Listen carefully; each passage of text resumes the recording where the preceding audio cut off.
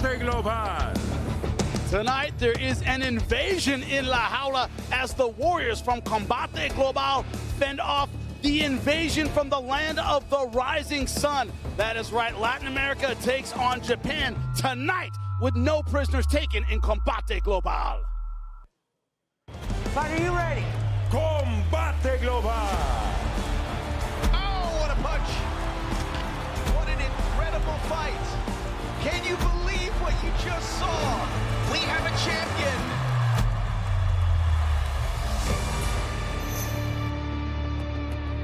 It is May in Miami, which means it is beautiful, but it is also starting to get red hot. Well, that's not just outside, but inside here at Univision Studios, Combate Global, as Japan is invading South Florida. That's right, you hear the sounds of Los Knockouts getting us started with the guitar, with the rhythm, with the bass, welcoming our Japanese guests to South Florida with a little Latin rhythm. Jimmy Smith alongside Rodolfo Roman, my broadcast partner, who is the perfect guy to be sitting next to you right now. Latin by birth, Japanese by marriage. You're ready to go.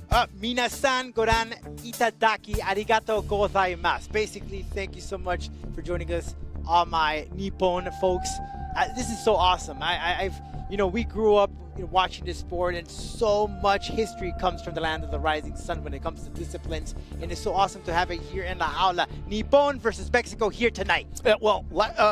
Miami, right? And Latin America in general has become a mecca of mixed martial arts. Originally, though, you remember it was Japan. It was Japanese fighters controlled the lightweight divisions, huge fights, entertainment. They changed the game. Absolutely, and it comes with the women's fighting, which we have a featured bout here tonight with Ana Palasios and Sawada. Megumi Fuji just rings a bell right now, right? They were the ones that had that lightweight when the women's division, when before in the States or over on this side of the world, became popular. And they were it. That's the only place where you can see these women fight. And then, of course, you got the Chinyayokis, the guys at the 115s, the 125s. You had to go over Asia to see those guys compete in MMA. Yeah, Kid Yamamoto, we could be here all day talking about Kao Uno, Rumina Sato, the lighter weights who owned their divisions. But tonight, we start off with two fighters from south of the border. It's Uruguay versus Mexico. Two guys who are very aggressive, but very different styles, Rodolfo. Absolutely, they are different in styles. Nico, the more of a patient guy. They have that stand-up background, with Nico have the kickboxing and Jimenez with the Muay Thai. But what makes the difference here is obviously the experience of the level of both of them. Jimenez has had better, the competition here is a little more fierce compared to Nico, that has competed in most of his fights over in South America and Uruguay. He trains with the AZ camp out there, but on the contrary, Jimenez training with one of the top stars here in Combate Global, Christian Perez at the Goat Shed Academy. He has evolved. We've seen him involved right here in front of our very, very front eyes. So really looking forward to seeing him, and what he needs to do for Nico is you need to move. Jimenez is going to come right at you like a straight bullet. Angle, angle, angle, and a lot of feints to throw away Jimenez. So it isn't just that, but a little bad blood between these two fighters. Let's check them out. My name is Ramiro Jimenez. I'm 24 years old, and I'm from Mexicali, Baja California. I'm fighting for me, for my country. It's something that is inside me. I know that inside the cage, I'm going to do my work, The opponent is going to feel that when I'm in the cage. Nicolás Barna, 27 años, de Montevideo, Uruguay. Peleo porque me gusta mucho la sensación de pelear, y para mí lo más lindo, la sensación más linda cuando te levantan la mano. No hay nada que se compare de eso y la adrenalina que se siente cuando subís a la jaula. My opponent, Nicolás, I don't see any danger that he can put on me. It's going to end in the first or second round by knockout.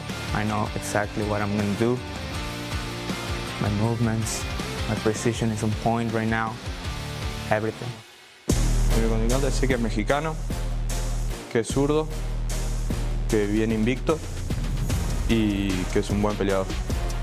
Espero que sea una pelea dura, que va a ser, y espero que esté tan preparado como yo, porque yo vengo para llevarme todo.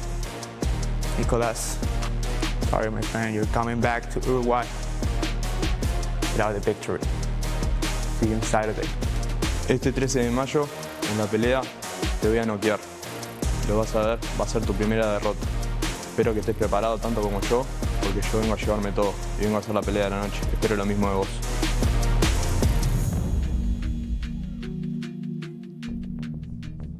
Now, Nico, Barna, Ramiro Jimenez are two flip sides of the coin. It can be one or the other. Let's start off with Nico Barna, a little bit more experienced, 5 wins by decision. He's 7-2 as a pro, cerebral. That would be his approach. How does he get it done tonight? He has to be patient and he has to take this fight past the first round. If he's learned something from watching Combate Global, he should have paid attention to Georgie Medina when he took on a fighter who's known for knocking out his fighters in the first round. And you need to just let him here at bay, let him try to finish the fight. And that's why the footwork is going to be key here. You have to move around, cut the angles, and make this fight go to the second round. Because we haven't seen much of Jimenez in that second round. So what is he capable of doing? Is the gas in there? We don't know. So that's a test for Nico to do and to challenge himself. But this is the biggest opportunity for him. But one thing that he cannot do is try to take this fight to the ground. Because as you know, Jimenez is very fierce down there. So try to keep it at the stand-up game. And perhaps he might take this one to Uruguay with a victory. Now, Ramiro Jimenez, a great finisher. Very, very fast, very, very explosive, but there's a downside to that. The downside is the more aggressive you are, the more openings you leave. Does he have to tighten up his game to be successful tonight? Never underestimate your opponent, no matter who he's fought against or where he's from. You have to keep yourself tight. Timing is everything. And yes, if you do go for that finish, that quick finish, you're gonna leave those gaps open. So you have to be cautious. And that's what it's about, right? Evolving and testing yourself to see how you react as you go into the latter part of the fight. Because we haven't seen this man that far into a fight. So this is a good opportunity for him to try some new stuff that he's been working in the gym. He trains at the Goat Shed Academy with some top-notch Cuban wrestlers out there, with Christian Puas Perez, top fighter here in Combate Global. So this is his chance. But if Jimenez, the way that we've seen him compete, I think he's gonna go for the head right from the beginning. Now, we're not gonna say it got a little brutal when these guys were face-to-face. It got a little chippy, a little pre-fight gamesmanship. Who does that favor tonight, if anyone? I'm gonna have to go with Jimenez. He's very confident. He's riding on the undefeated streak, doesn't know what a loss is. However, Barna on the other side, he's been there before. He knows the defeat. And look, Jimenez has been training here in Goat Shed Academy. Right now, technically, this is like a second home to him.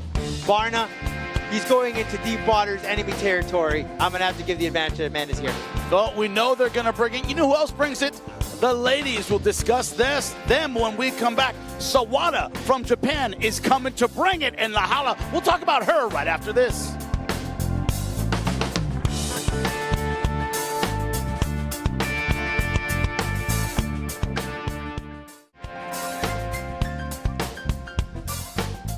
Welcome back to Combate Global. You hear him right there, Los Knockouts, getting it ready.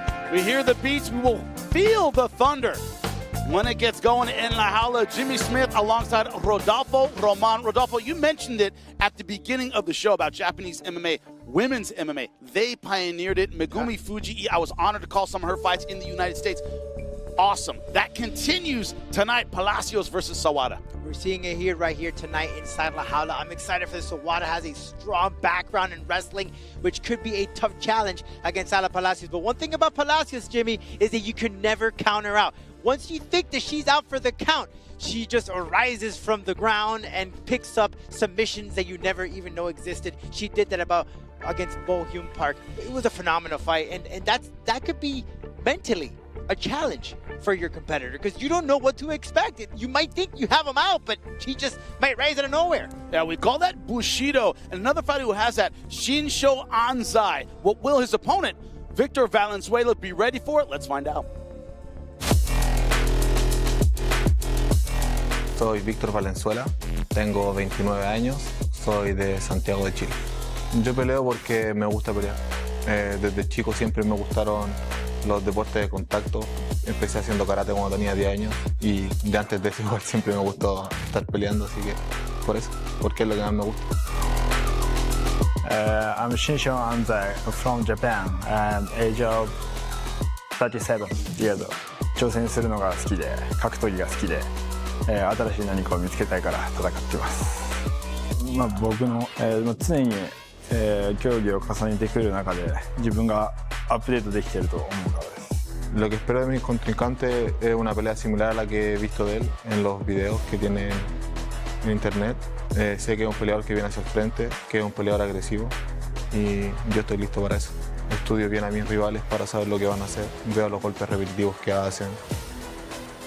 しっかり長い戦いになると思います。お互いタフで、アグレッシブに攻めていくと思うので、どの瞬間でフィニッシュが来るかわからないけれども、フルラウンド戦い抜く戦いになると思います。Estoy aquí para dar lo mejor de mí y no voy a dar paso atrás. Este sábado nos encontraremos tú y yo y vamos a tener una pelea dura. Y la victoria me la voy a llevar yo. タフな戦いをして楽しい時間を過ごしましょう。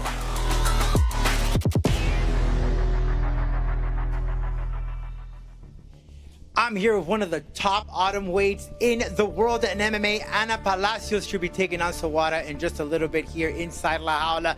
But before she got in there, or she's going to get in there, she had some challenges along the way. She had some issues getting into the United States. However, it got fixed. And now here we are today. She flew in on Thursday.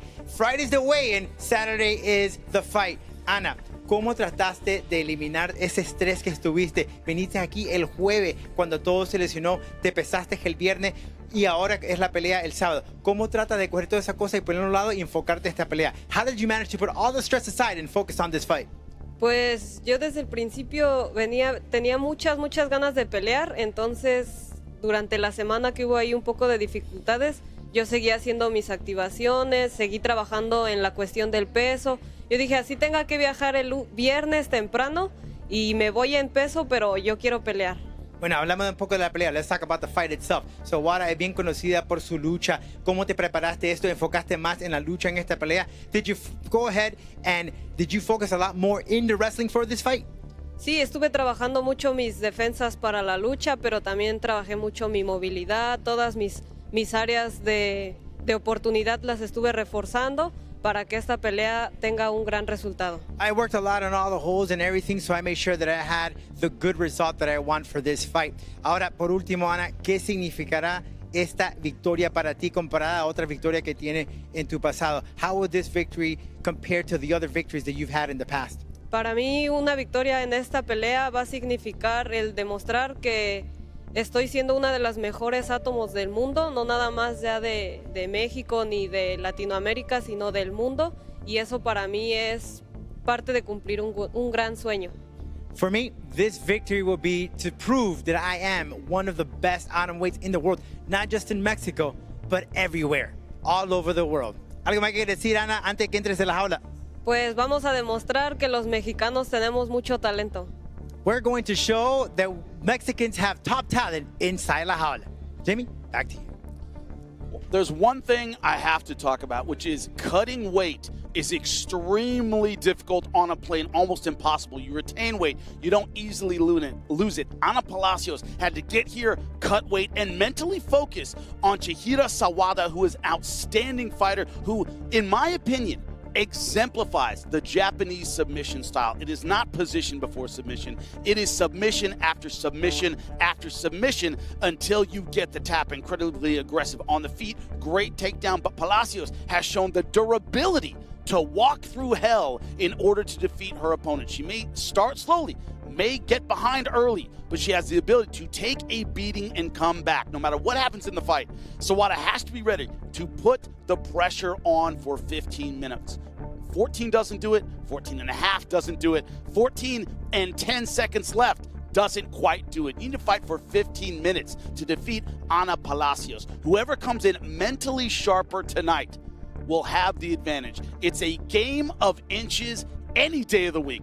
This fight, with two fighters so technical, so motivated, so prepared, it's even less than that. This is a fight of centimeters. I'm joined now by the boss, Campbell McLaren. An amazing year this is because you founded the UFC as well as you founded Combate Global. I have to ask you, in that 30 years since 1993, how much has the sport changed? Jimmy, just give me a second. I'll come back to that. You were so right. in your description of this fight between Chihiro and Anna. And I'm concerned about Anna because of the weight cut. I really am. I think she's a terrific fighter. I think she's got real heart. We've seen her fight on her back, right? So she's no slouch on the ground. But this is tough. And then it wasn't that she was just on a plane cutting weight. We didn't know if her visa was coming through. She had a new visa issued in Mexico City. She went to the consulate every day, Monday, Tuesday, Wednesday, Thursday, and got it on Thursday. So I think the mental stress in that is got to take a little bit of a toll. She came in smiling, so I hope she's got it. But we are delighted to have this level of competition in Combate. Delighted to welcome everyone from Japan. And, of course, we're making our premiere on Japanese TV, Abima TV. Now, back to your question. Okay, so we're trying out something here called 3 Rounds with Jimmy Smith, right? You don't know it, but this is the pilot. So we're going to try it. And the idea is to talk to people from our business, both fighters, perhaps on the business side, on the TV side, that really know the sport and have an interesting point of view on the sport. So I've been asked to answer 3 questions, and pretty much I'm good at answering questions because that which I don't know, I make up. So, and I've been doing this a long time, so I'm good at making stuff up. It's a promoter skill, I understand. Exactly. So we're going to try 3 rounds. Jimmy Smith. I'm tonight's guest, Campbell McLaren. I started the UFC. I started Combate. I'm married 42 years next month. I'm a very happy man. So what... that was a good intro. Fantastic. I do good intro. You do fantastic intros, but what makes Combate Global fighters different? When they step into La Jaula, what makes them different? Where fans who have a lot of options when it comes to combat sports today should check out Combate Global. You know, I think tonight's going to be a great answer to that question. Combate has emphasized fighters that are coming to us from Taekwondo, coming to us from Boxeo, coming from more of a stand-up fighting training. I think in Combate, the ground game is a defensive game. Avoid the takedown, know what to do if you are taken down, have skills on the ground, but our fighters want to win standing up. So that makes for a more active fight. We also, as you know, give fighters a very, very new opportunity.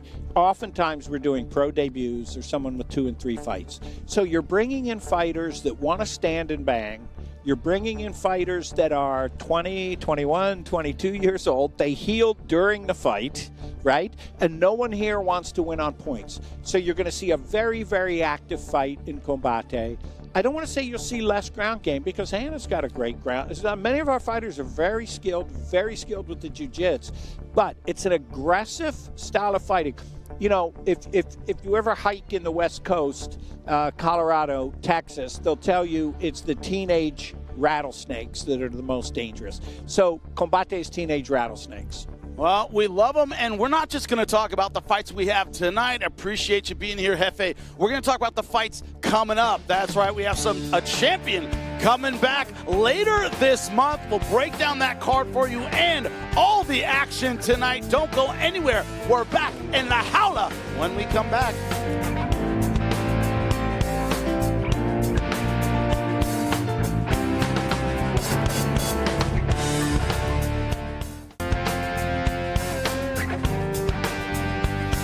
Welcome back inside Univision Studios. It is starting to fill up, but right here, right now, that's right, we're getting ready to go. It is Jimmy Smith alongside Rodolfo Roman next to La Jaula. It isn't just about tonight. We have a great women's fight, Anna Palasios taking on Chihiro Sawada, but we have a return, May 28th. That we're all looking forward to. Maritza Sanchez making her return to La Jaula. Oh, this young lady has just been phenomenal inside La Jaula. Picked up a victory last time around against Dee Bigley by a body shot, and she just keeps getting better and better and better. And look, the MMA gods, the Combate Global gods, they're asking for that fight between Melissa Amaya, who we've seen here just raised to the ranks, against Sanchez. I mean, that's what we want to see. But she has a tough competition next week. Next time around that we're back on the air against Fernanda Marufo, who'll be making her debut inside La Jaula. Tough challenge before we even get to talk about that. But if the gods are listening, that's the fight I want to see. Well, enough about that. We also have a champ coming back, one you know very well, David Martinez, a great fighter at 145, returning to La Jaula. Man, I want you to go on demand here on Paramount Plus and watch that fight. against Axel Osuna. Those first 2 rounds, it was all David Martinez. And then Axel Osuna landed the shot that took down Martinez to the ground for 1 minute there. We thought that was it. That we were going to have a new champion. And he composed himself, came back into the championship rounds, and Martinez was those fast kicks. They're so fast, so quick. And he doesn't give you an opportunity to get in because he's so quick with them.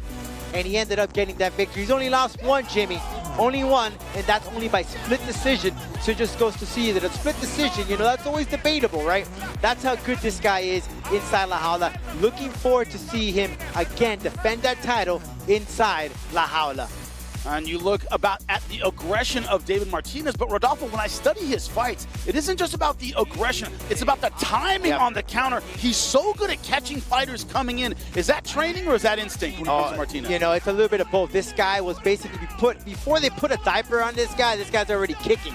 All right, his family has a background in martial arts, discipline. His father has a background in the stand-up game, and him and his sister, this is all they breathe, they eat, they live martial arts. So this is just an instinct and blood for Martinez. That's why that timing, that's why that quickness and that instinct comes from David Martinez with those kicks and that fast pace of countering. One thing you need to explain, under maybe 185 pounds, 170 pounds, you need to have all of the skills. You have to be able to do anything. Martinez, will he have that on display his next time out, May 28th? That well-rounded skill set. He is a well-rounded fighter, and we've seen him here inside La Jaula. He has evolved because usually you're right. You know, when you think of the smaller guys, the 45ers, the 35s, 25s, stand-up fight, you know, quick, fast-paced. But we've seen it evolve.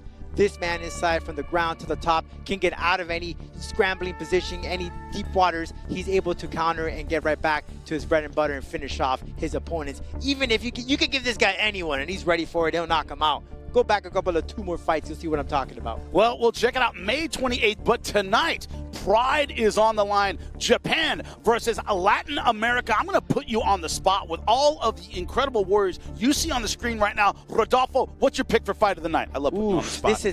This is going to be a tough one, but I'm going to have to go with Palasios and Sawada. And I'll give you the reason why.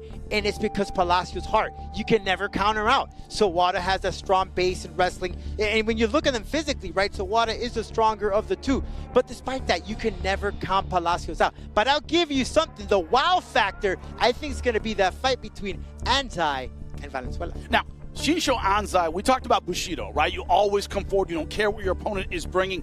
If you're his opponent, is it about the footwork, or is it about Valenzuela meeting fire with fire and getting that counter shot? I think it's just calling him in, you know, make him come to you, play that game. You know he's going to move forward and have the right timing. If you look back at that last fight that Anzai had back in 2019, his opponent was searching for the knee, and he did it many, many times until he finally got it. And that's what Valenzuela wants to do. He wants to go ahead and grab him, let him come forward, move and go out and hit him with the right timing.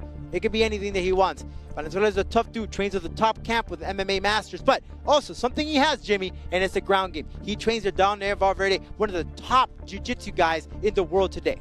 Yeah, but that says nothing about our main event. That's right, we have Ramiro Jimenez, Nico, Barna. That one is going to be fire from start to finish. And speaking of fire, it is lit tonight. It is about to go off here inside the Univision studios. You see the fighters ready. They are warmed up. They are prepared. It's just about La Jaula closing and locking them in. Stay tuned. When we come back, it is on here in La Jaula and Combate Global. Don't go anywhere.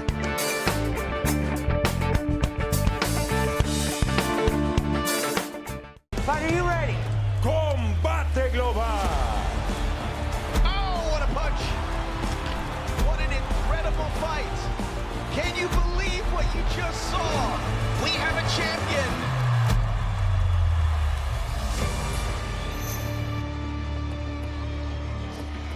Welcome back to Combate Global. It is red hot tonight in Miami. Yeah, it's May, but that's when you start sweating here in South Florida. Inside Univision Studios is absolutely no exception. That's right, they are ready to get it kick-started in La Jaula. You hear the beats of Los Knockouts getting us started, and it will be the ladies kicking it off inside La Jaula in the Univision Studios. Jimmy Smith alongside Rodolfo Roman. There is nothing like being in MMA, getting the experience of your first few fights and looking for that first victory. It's the one thing you need to taste as a fighter. And for Irurzo right now, this is her opportunity. I mean, right now, Jimmy, this is potentially a do or die for her, right? You're into your 5th competition here, so this is going to be a good one. A lot of pressure for Irurzo. A lot of pressure. How will she handle it? Let's go to Omar Amador to get us started.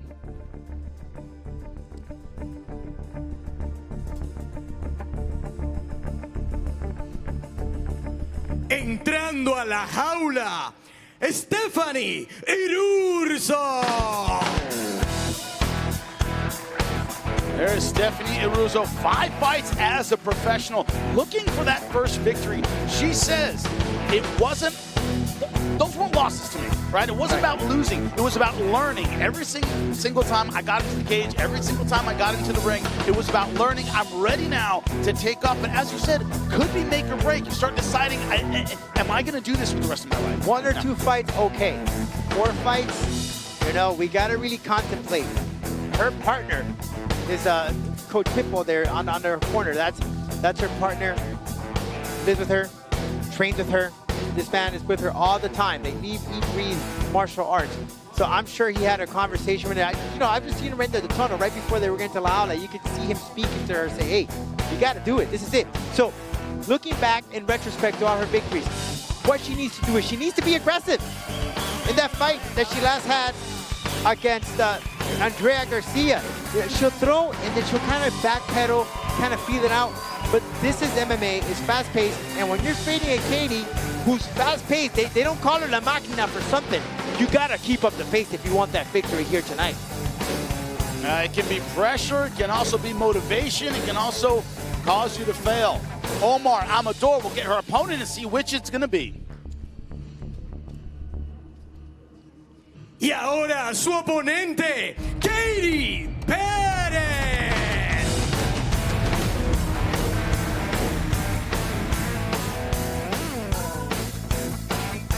And there's her opponent, Katie Perez. As you said, very, very aggressive, a quick starter, likes to stay in your face. Do you double that advice tonight against someone who's looking for their first win, might be doubting themselves? Do you start fast if you're Katie Perez? You gotta take this fight like if you're driving a Formula One car, Jimmy. That's what you gotta do here tonight. Because this young lady is quick, she's fast, she's coming off 2 defeats. She wants to taste what a W is again. She just took on Kayla Oracho, who just recently saw compete inside La Jaula, who's having phenomenal competition.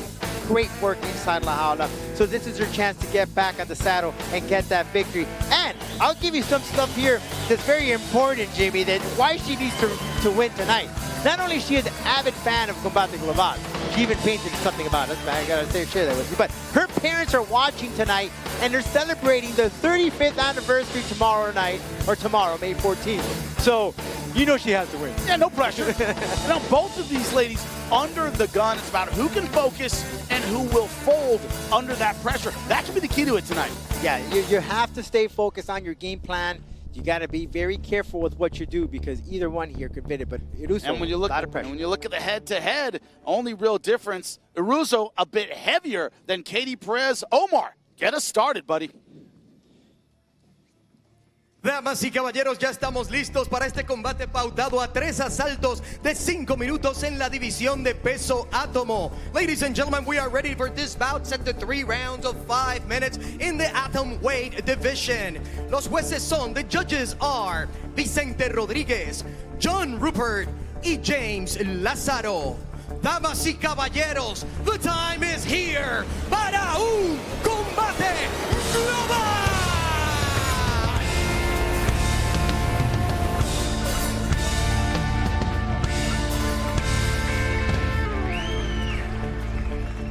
Presentando en la esquina azul, now introducing out of the blue corner. Sube con un récord oficial de 0 victorias, 4 derrotas y un empate. She steps in with an official record of no victories, 4 losses and 1 draw.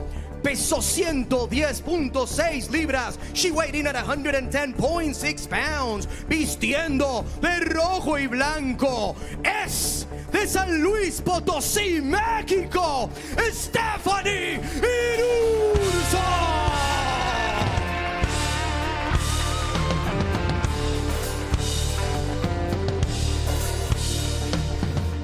Y ahora su oponente en la esquina roja. Now her opponent in the red corner. Sube con un récord oficial de 3 victorias, 4 derrotas. She steps in with an official record of 3 victories, 4 losses. Peso 104.6 libras. She weighed in at a sharp 104.6 pounds.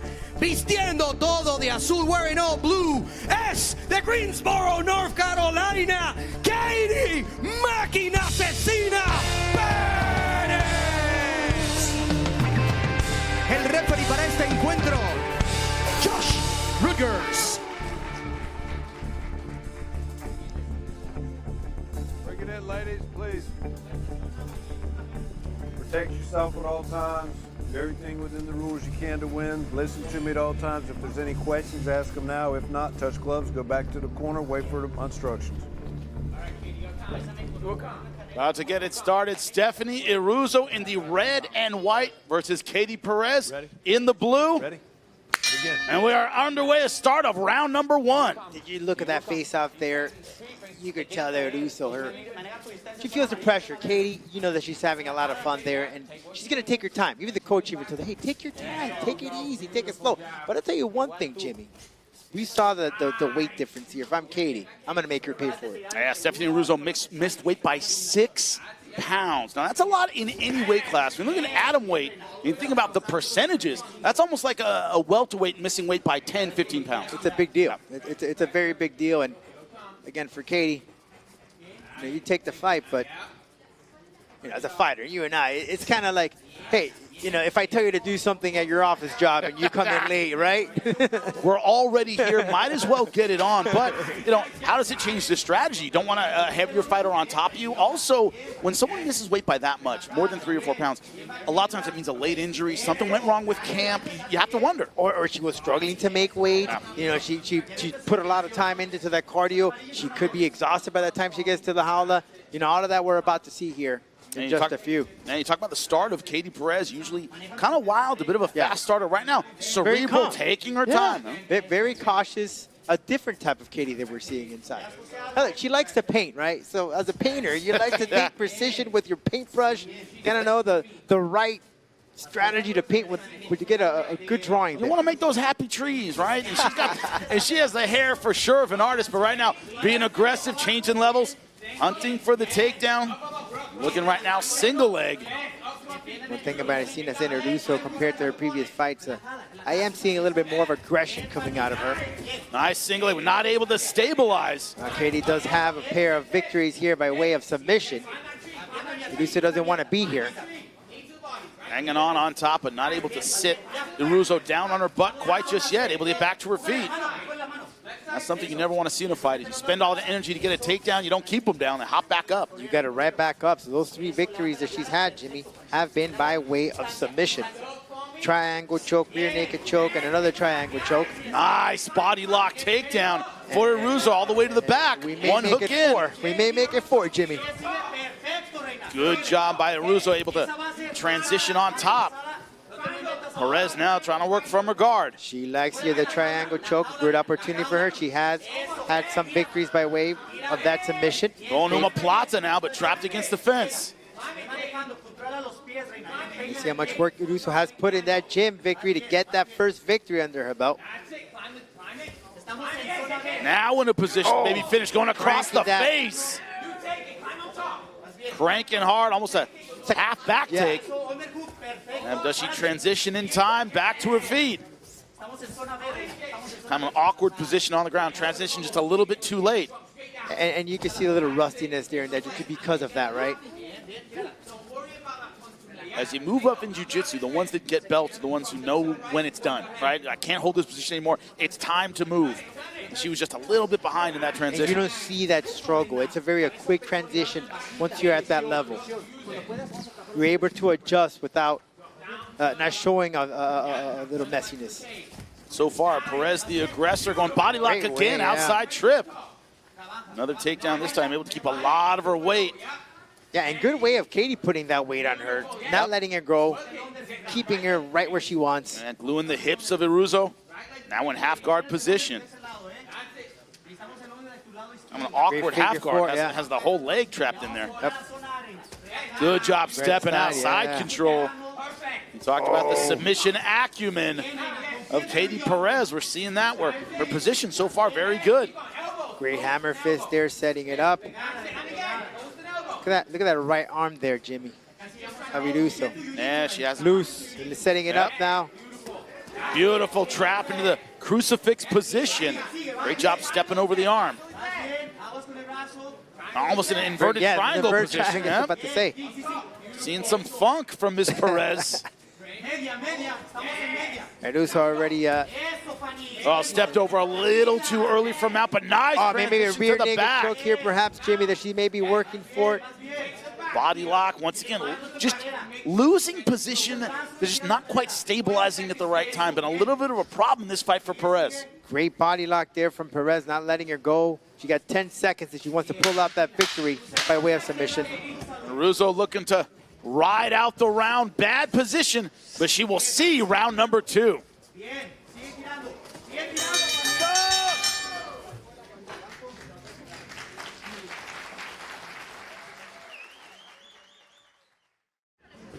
Welcome back inside La Jaula. You see a very happy Katie Perez in the blue, Stephanie Irurzo in the red and white. Irurzo needing to find a way back in this fight. Round 1 did not go her way. Absolutely not, but her partner, though, did state to her she's very confident to keep her faith. She said, hey, cardio is key here. Let's take this fight to the 3rd round. That's the strategy that they're taking. And he also advised her, keep the distance. She's working with you with those leg locks on the floor. Make sure you keep it on top. So, in other words, Jimmy, cardio. That's what is going to be the key here for Irurzo. That's the strategy. Take it to the 3rd round. Difficulty is it's only a 3-round fight. I've seen a lot of fighters try to make their cardio a factor. You give up 2 rounds, that 3rd round becomes a non-issue. And remember, we have open scoring here in La Jaula. If, hypothetically, Perez wins rounds 1 and 2, she'll know going in round number 3. She is going with that right hand.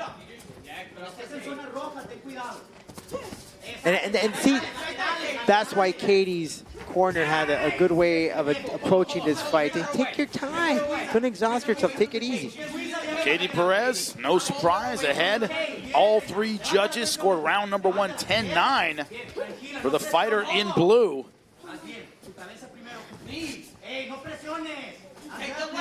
The artist from North Carolina doing a great job with the knees. And to your point about the takedown, they've all been from this clinch position. There haven't been a lot of outside takedowns, nothing very slick. But only one trip. Yeah. About one trip, that's about it. But yeah, you're right. Right changing level right from the clinch area, from the positioning from the jaula. Pretty simple, what we call high school takedowns, right? Double leg, clinch, and here it is again. Putting Irurzo on her butt. Well, you know, if it's not working for you and you know that you've been taken down several times from this position, that's what the coach was telling her, work the distance. Don't try to get in that clinch. Don't get it yourself into the jaula. Yeah, so far, Katie Perez has been able to control the distance. It has been inside, it has been chest to chest. She's wrapped her body all around Irurzo, making it very difficult for her to escape. Yeah, Irurzo, of course, a blue belt in jiu-jitsu. Katie Perez, a brown belt. Definitely more skilled in these positions. Perez now on top. Aren't many belts in jiu-jitsu, for those who don't know. It's white, blue, purple, brown, black. That's it. That's it. That's all. Then you start getting stripes. Yeah, and then you get the red stripes. Right now, Perez, the brown belt, comfortably on top. See what Irurzo can do from this closed guard position. So far, low with her hips, right in front of her coach. You've got to get hard. Watch this. She's trapping you. Watch your triangle there. You've got to go. There's no doubt here Katie's trying to go for that finish. She's been handing some really good hammer fists to allow her to open up and catch any mistake available for her. Armbar, Irurzo looking to isolate that right arm of Perez. Irurzo here's big mistake it is on her end. Coach telling her, stay stable, stay centered. That's how you avoid the armbar. Don't let your opponent angle. Irurzo just can't escape from this position. Look, the hips are there, Jimmy. You know, bring him in towards you, push her off from the hips. instead of wrapping her up. The activity of Perez. This has not been a lay and pray type position. She's been very active with the ground and pound. She's trying to go for her. And look at her thinking Kimura. Thinking Kimura, but yeah. Kimura, though, so hard to pull off in this position, up against the fence, crowded, not a lot of space. One thing Perez has done very, very well, Rodolfo, is these takedowns haven't been in the center of La Jaula, where, you know, the submission game, you can move around, a lot of angles. She's been putting Irurzo up against the fence. Right, and that gives you that chance to keep her where you want, because you have La Jaula right there, not allowing Irurzo to escape. And for the majority of this round, Irurzo's just been on her back. Yeah, Irurzo now, once again, trying to isolate the arm. Perez now in triangle danger. Well, there it Irurzo is. may have. Ooh. Going armbar now. Nope. Able to pull that arm out. She's searching for it, Jimmy. That was a little awkward of a position. Yeah, but went to the triangle without the arm in, and without the arm in, there is no triangle. There's nothing. Yep. A little bit of a rookie mistake there. Katie Perez, the brown belt, taking advantage. Now we got those 28 seconds, but you know what I question is the cardio of Irurzo. She came in heavy. Oh, good job. Transition to full mount. 20 seconds left. Can she get the finish? Irurzo desperate now. 14 seconds left in the round as Katie Perez. The shot to the head, though. That is teeing off. Couple to the back of the head, but good transition by Perez, staying on top. 10 seconds left. Will Irurzo see the final bell? We don't know, but she'll definitely see the end of round number 2.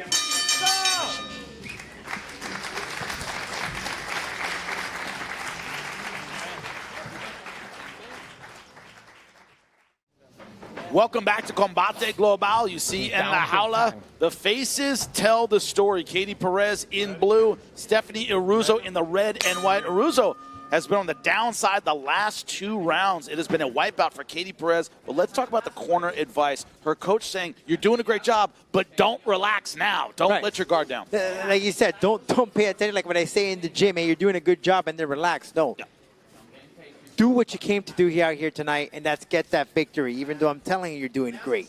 The easiest advice in MMA is do what is working. And right now, Katie Perez, when it comes to the ground game, it's been about the takedown. She's had the superior jiu-jitsu. Ended round number 2 in mount. Do you expect her to just go back to that strategy again? It's been working. Why change it? But you got to finish it. The opportunities for finishes have been there. You got to finish it right now. This is the shot. You don't have to let it go right all through the 3rd round and get a decision victory. Never leave it to the hands of the judges, even though you know that you're winning. Right? How do you feel about Katie Perez's pacing in this fight? Because one of the reasons we haven't seen the finishes, by the time she gets there, that full mount position, back mount position, it's been the end of the round. She starts off very deliberately and kind of builds as the round goes. Think that's a good strategy? I think so. It's just like we were having a conversation earlier, right? You've evolved. You're at this level now. Now let's try to test some different things. Usually when you see a Katie, you see that she's more aggressive for the stand-up. Here, not so much. We haven't seen much of that. It's more of the ground game that we're seeing. So we're seeing a different side of Katie. And referee admonishing Irurzo for grabbing the cage. Right now, Katie Perez crowding the hips, but good job from Irurzo getting back up. But we have a quick mistake. Actually pulled Irurzo on top of her. And now it goes back to what the coach said. Don't take this lightly. Exactly, almost into full mount. Stay in the game. Doing a good job, 1 hook in, trying to sneak out the back door. This is still a dangerous position for both fighters. If Irurzo makes a mistake and get her back taken. No surprise here, we have open scoring. Here at Combate Global, Katie Perez has won both of the first 2 rounds, 20-18. Irurzo needs a finish in round number 3. The only way she's going to win this right now, she's trying to see if she could get that opening where she could get that mount, or full mount. Problem but that leg lock that she has, it's just not allowing it her. Perez, she can turn that body lock, can end up on top. She frees her head, she'll end up behind her. It's like right now, you can flip a coin right now, Jimmy. Is anyone's game? And it is. There it Katie Perez came up heads. Katie Perez able to come out, get 1 hook in, and now the rear naked. It may be end right now, Jimmy. A little bit of that inexperience went for the rear naked when the body was turned, but now might get the ground and pound finish, and that's it. That's it. Ground and pound for Katie Perez. It was the story of the fight, but the final chapter in round number 3. Different Katie. I'm sure the parents right now are, their anniversary is a lot more sweeter here tonight with that win from her daughter. They got their 35th anniversary gift, and here's how it happened, Rodolfo. Beautifully executed. Katie was just searching for this position to finish it, and here it is. They had to wait till the 3rd round. Coach told her, hey, good job. It doesn't mean that you need to stop and take it lightly. Pull the full force, get that victory. She did it right here tonight. Another W back in the win column for Katie Perez. La Máquina Asesina. Yeah, great game plan. Didn't spend too much energy. It was like a slow boil throughout this fight. In the end, the heat, too much for Irurzo. Great job for Katie Perez. She gets a TKO win. We'll make it official when we come back. A 2 minutos 47 segundos del tercer asalto, el referee pone un alto a este combate después de una serie de golpes sin respuesta. At 2 minutes and 47 seconds in the 3rd round, the referee is forced to stop the fight after a series of punches uncontested. Para la ganadora por nocaut técnico, for the winner by TKO, Katie Máquina Asesina. This was a fight, Rodolfo, when you said both ladies have their backs against the wall, or, you know, the cage in this case. You have to decide, can I be a professional? Katie Perez tonight fought like a professional. We saw a lot of technique, a lot of skills, a lot of heart from her. And one man was happy, and that's Campbell McLaren. He's in La Jaula. If he's in there, it's because he approves of that victory. So Katie Perez, congratulations. And it's time for Irurzo. 5th fight. 5 fights in a row that you've lost. Really going to scratch your head. And the stats tell the story. Great win for Katie Perez. More Japan Invades when we come back.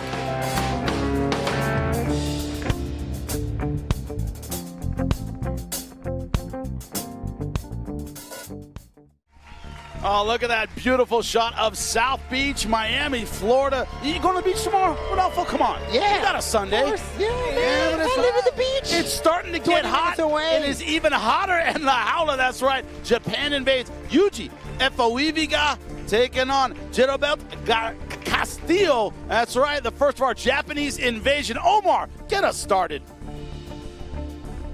Entrando a la jaula, Yuji EPHOEVI-GA.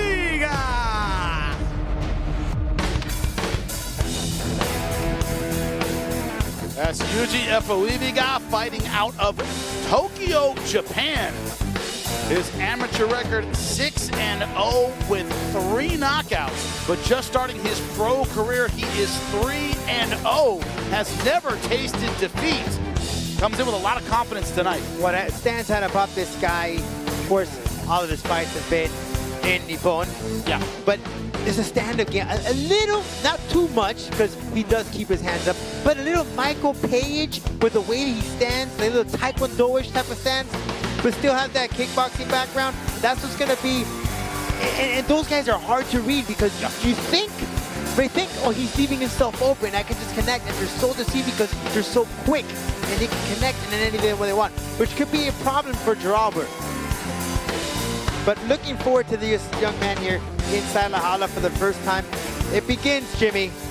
Nippon versus Combate Global. You know, we just had in Risen, Claire Lopez compete. She's victory, so we're 1-0. Well, we know about the Japanese fighter. What about his opponent? Omar, tell us about him. Y ahora su oponente, Geralbert Castillo. Gilbert Castillo goes by Wolverine. Look, it's something in him. When he talks about combat sports, he doesn't talk about skills, he doesn't talk about where I train. He talks about something inside him that makes him a fighter. There are combat sports athletes and there are fighters. Castillo says, I'm a fighter, that's my thing. That's how it is. I know him personally. I was there in the gym when he came to the United States. Eric Castillo, kickboxing champion, the man you see right there is hugging him. He basically opened the gym to him, brought him here to the States to train, and from here on out, he's had a very successful career as a mixed martial arts professional. And I remember coming in here, they have what they call this judo kickboxing type of style that they have, which is basically the combination. Yeah. Right? But they have their own style. You gotta remember with this guy in Cuba, There's no MMA school. You know, they're doing this stuff underground. I remember these guys have told me that they used to watch MMA fights. They had a bootleg of VHS, and that's how they found out of MMA. But this is something that he wanted to do, and he's had that opportunity to do it inside the Jaula here tonight. And he's not only carrying the flag for Cuba, but for Combate tonight. And look at the age difference. Castillo, 10 years older than EPHOEVI-GA. Also, the reach advantage for the fighter from Tokyo. How will it work out in La Jaula? Let's find out. Omar, take it away. Ya estamos listos para continuar con mucha más acción. We are ready to continue with much more action. Con esta pelea pautada a 3 asaltos de 5 minutos a un peso pactado de 160 libras. With this fight scheduled to 3 rounds of 5 minutes at a catch weight of 160 pounds. Los jueces son, the judges are Ricardo Celis, Vicente Rodríguez y John Rupert. Damas y caballeros, ya estamos listos para un combate global.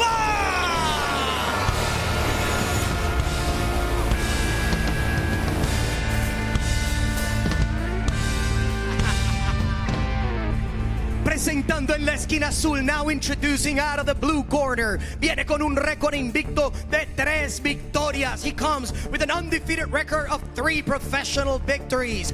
Pesó 159.6 libras. He weighed in at a sharp 159.6 pounds. Es de Tokyo, Japón. He's from Tokyo, Japan. Yuji EPHOEVI-GA.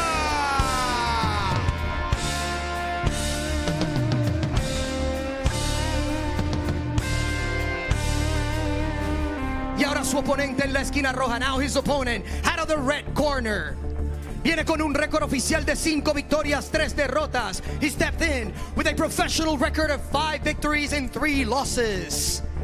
Weighing at 160 pounds, vistiendo rojo y blanco, wearing red and white. Es de Miami, Florida, representing Cuba, Geralbert Castillo. El referee para este combate de Panamá, Marcos Perez.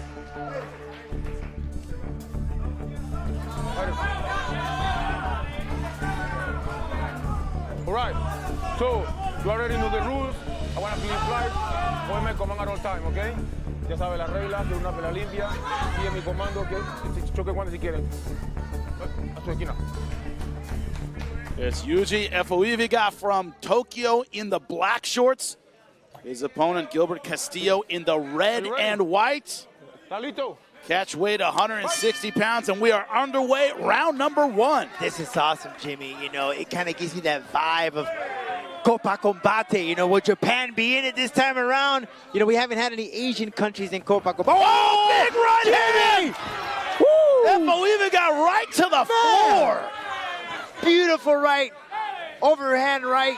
Notorious for that guy hit by that one of those times inspired by him.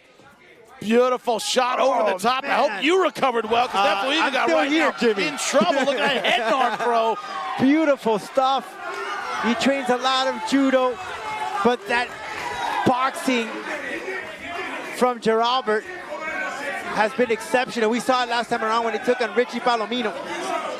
EPHOEVI-GA, the fighter from Tokyo, right now on his back foot, trying to get back into this fight. Yuji Castillo just woke came up. out with a great shot. Wow. Now for Yuji, he needs to slow down that pace. He understands that he can't leave some of that opening gap because Geralbert's going to throw that overhand right. He needs to be very cautious. That was a wake-up call. It's about how EPHOEVI-GA responds. Right now, kind of trying to clear his head, maybe slow the fight down a little bit. You know, one thing we haven't touched base on, Jimmy, and I think is extremely important, is that time difference. You get a 13-hour difference from the United States here in Miami, Florida, to Japan. And listen, jet lag stinks. Travel issues. Yeah, the whole 9. So that comes into play, Jimmy. EPHOEVI-GA right now on top, working through the half guard of Castillo. This is exactly where the Japanese fighter wants to be. He said, my opponent has power, but he swings a little too much. Well, he was not ready for that overhand right shot. Oh, he underestimated that. He read it like a book, but not for this fight. because he connected very sweet. EPHOEVI-GA right now, good hit pressure. Not making a lot of effort to pass guard. Has had a couple opportunities to step over into side control. Yeah, didn't good take chance. it. Well, I mean, this is only his third fight, right, as a pro, Jimmy, and it just goes to show you that you're a pro, you start learning. It's almost like you learn on the job sometimes. You have no choice. Right now, 3-0, looking for that fourth win. Looked like this is going to be a short one after that overhand right, but EPHOEVI-GA, nice move. Geralbert not giving his back, though, doesn't want to do that. Those Oh, he may legs, have rear something naked. here. This might be done. It may be one for the Japanese. EPHOEVI-GA trying to get the rear naked choke finish. Castillo He doesn't trying to have his keep that chin down. Yeah, he has that chin down. Good way of ripping it apart, but can't make any mistakes. Can't leave himself open. And he has 2 minutes and change, so it's not like he could depend on that belt, Jimmy. Yeah, big right from Castillo and a big throw, but hasn't shown a lot of offense since then. And EPHOEVI-GA has been able to clear the cobwebs, apparently. Get back to good position. And here's where that height disparity is so difficult. Those long legs, when someone has your back, they stretch you out so easily from this position. And he have his wrapped around very well. Geralbert just can't get out. Very tight. That's like a mile of legs around you. In a good position to ground and pound. And also, if the round continues this way, it's a tough one to score. Right, right. But see, and this is the position that's so difficult for Geralbert, keeping those hands up. Yes, you're protecting yourself, but you're also leaving yourself exposed. Because you can sneak one of those hands in there. That's for the rear naked choke, and that's what you typically do, right? You throw in those little loopy shots so you can leave that opening and sneak it in. It's called beating someone into submission. Hit him a little bit and find that catch him off submission guard. opportunity. Yeah. Right, catch him off guard. Wow, what a change of pace in this fight, huh? Yeah, but great job from the veteran. EPHOEVI-GA, no, he's only his fourth pro fight in La Jaula tonight, but also a decorated amateur, 9-0 overall, so he does have some cage time. He trained with the likes of Gilbert Burns at Kill Cliff FC. Yeah, so you know he's got the rounds. Yeah, he was determined to get this victory here in the States. He made that move here to Kill Cliff, change himself, and we were thinking about that time difference, so that's why it's important he get here a lot earlier so you get adjusted to that timing. Castillo trying to spin his way out, but now in more trouble. 20 seconds left in round number 1. See Campbell McLaren right here. Right there on the spot. Taking a look at the action. Not doing any coaching, not taking sides, but very, very close. Keeping an eye on everything. Right at Jaula side. Castillo round started out great, but not ending well for the fighter from Cuba.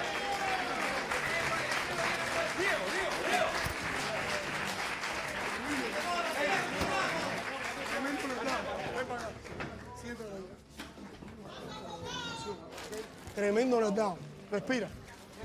OK しろ。組んだ力分かった。ぼーっとすんな。鼻から吸う。あと慌てない。 And right here, you see the early success of Castillo, but yeah, beautifully executed here, Jimmy. But what was very impressive is that Yuji was able to compose himself. Sure, he was taken down, but then we said it earlier. It's a little hard to judge this fight. It's gonna be very tricky. It's gonna be interesting to see how the judge scored it. But we have open scoring, so we'll know very, very soon.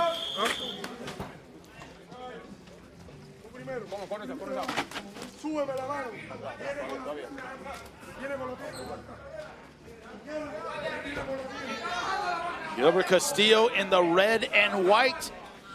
Yuji EPHOEVI-GA right there from Tokyo in the black trunks.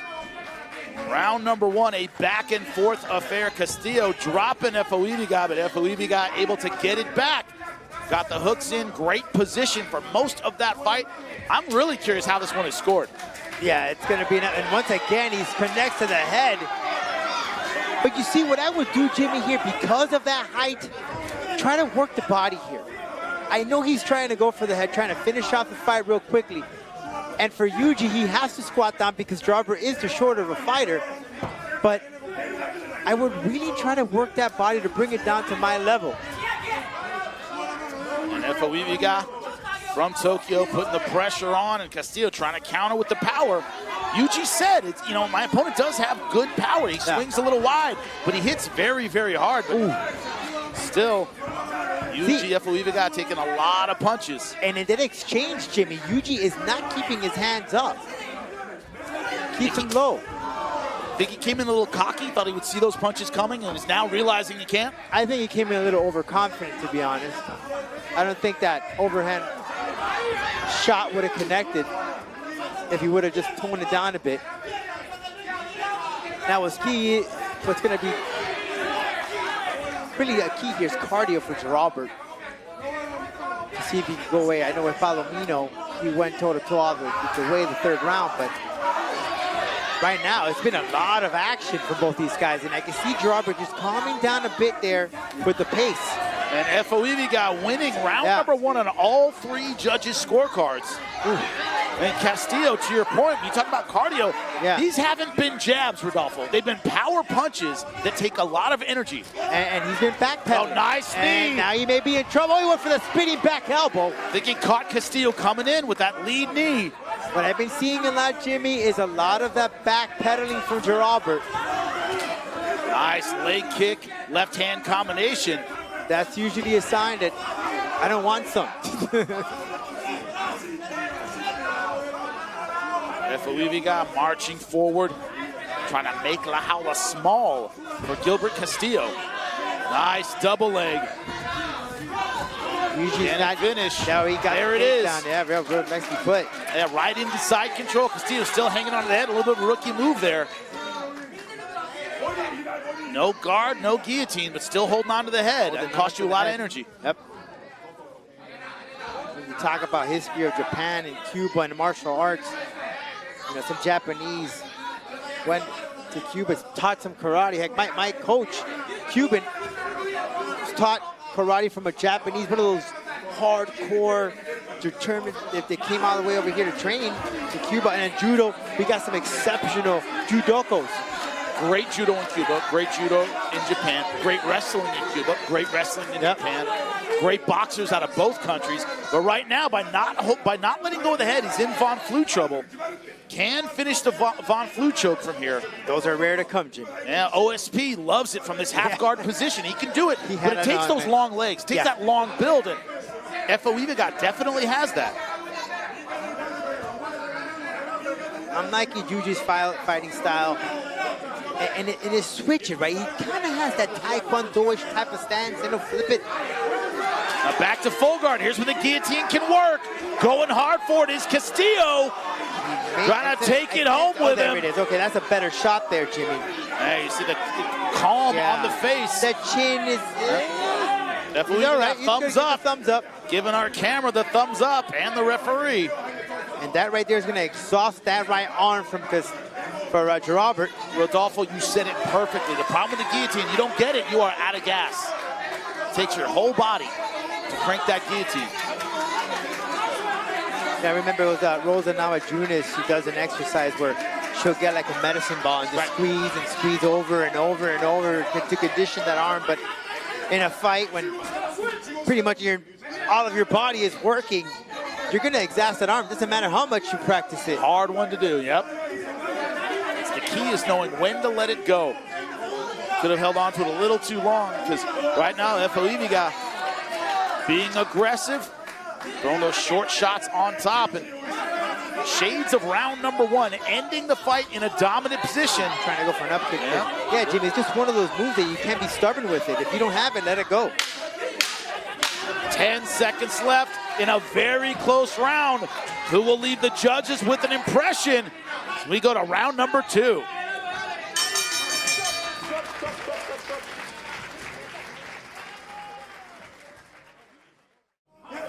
Welcome back to Combate Global. We're in La Jaula. Yuji EPHOEVI-GA on the left side of your screen in the black trunks from Tokyo.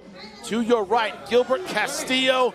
If either fighter thought this would be easy, that it would be a walkover, they have both been proven wrong. They got the wrong script, Jimmy, because this surely is not. We're headed to the 3rd round of this competition. And Geralbert just needs to pick up the pace here. That beautiful knee! Castillo trying to stay on his feet, but a beautiful shot. The fighter from Tokyo now trying to finish. That victory that he had last time around that he saw action, he laid in some sweet knees, Jimmy. Might be a repeat to that. Well, he has the build for it. EPHOEVI-GA so much taller than his opponent. Castillo right now trying to look for any kind of safe harbor, but fighter from Tokyo, Japan all over him. Wow. I can't believe Castillo's still on his feet after those shots. Vicious. Hard as a coffin nail, as a great man once said. Got a lot of heart. And, you know, Geralbert has good wrestling, but not enough for Yuji here in this case. That's why he's not going for it. If you look at some of his previous fights, wrestling for him, but not this case. And he's been very wary of the range. He's been wary of the guard. See the judges' scorecards? Well, two judges have it tied up. Wow. One judge has EPHOEVI-GA up 2-1. So this fight is up for grabs. Round number 3 will decide it. Yeah. So, but during the break there, Eric Castillo, the coach for Geralbert, said, hey, keep your guard up, keep your guard up. But right now, guard's not going to help him. Full mount. Now taking the back with those long legs. And he hasn't had any success from this position. And we are early in the round, 3 minutes left. Oh! Yeah, but good job from EPHOEVI-GA. He knew he was sideways, didn't completely have the back. It's more like he fooled him. The guy gotcha. Veteran move. Yeah, very but now flattened out. And those long legs of EPHOEVI-GA is the worst person to have you mounted or have your back. Goodness, And I may get the mount here, Jimmy. Looks like still a little bit of half guard. Looks like that left leg is still stuck in the middle. Yeah, it is. That doesn't help. Ground and pound is still raining down. You got those shots for elbows and hammer fists. Problem is Castillo used a lot of energy in the first round, those power shots. You got to wonder how much he has left to defend in round number 3. That's going to be the key. And right after that burst, you could see Castillo's face. That's it.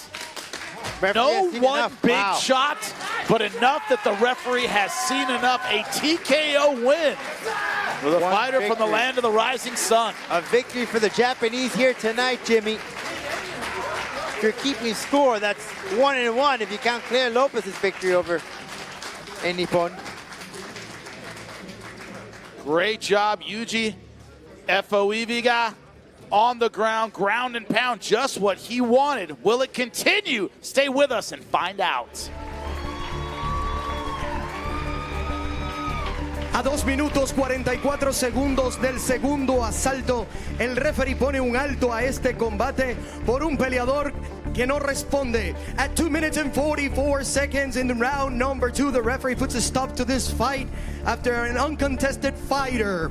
For the winner, by TKO, para el ganador, por nocaut técnico, Yuji EPHOEVI-GA.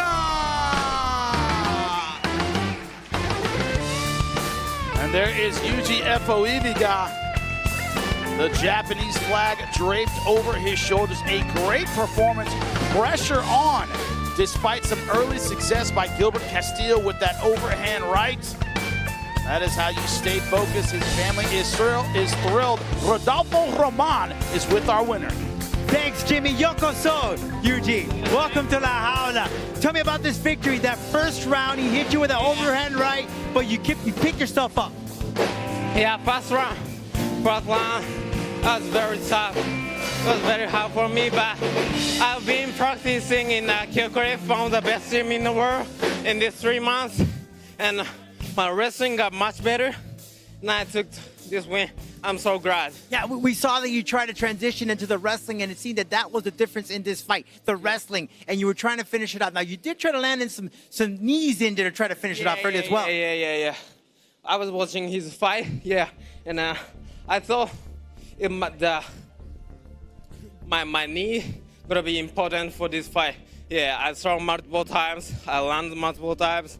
That was so good, yeah. Well, Yuji, how did it feel? You got a victory for Japan here tonight in La Jaula. Yeah, it's my first time to fight in the United States, and it's amazing. I want to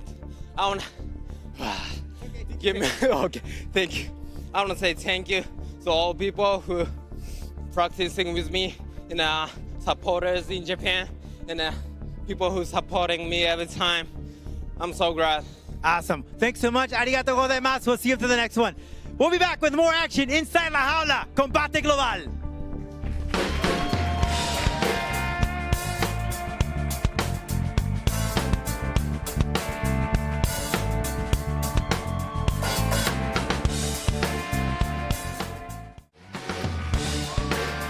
Welcome back to a fight we have been looking forward to all week. Chihiro Sawada on your left, Ana Palasios on your right. Mexico versus Japan. What does that mean? Heart, tenacity, aggression on both sides of La Jaula. Ana Palasios, incredibly skilled, but one difficulty with her style, she tends to be a slow starter. Her opponent, Sawada, takes a lot of risks on top. Who do you give the early advantage to? This is a very dangerous fight for Palasios. And let's not even talk about what happened, all the stress that was going on Thursday, flying into Miami, making weight on Friday. We could set that aside, but yes, Sawada, she'll drive wherever you want her to drive. She'll go ahead and take the wheel. She'll play your game. Japanese submission style, right? Not position, go for it. It's not going to be pretty. It's just very straightforward. Boom, get to the point, and when the opportunity's there, she will grab it. She will not waste it. And look at the numbers on the head-to-head. Palasios, slightly taller, a significant reach advantage, 5 inches, weight exactly the same. Technique, very different. Omar, I can't wait. Get us started.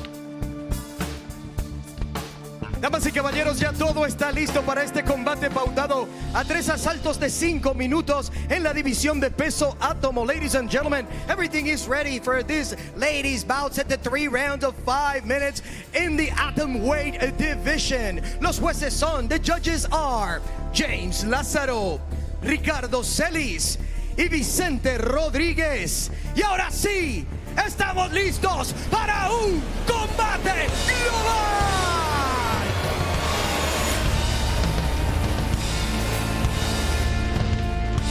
Presentando en la esquina azul, introducing out of the blue corner.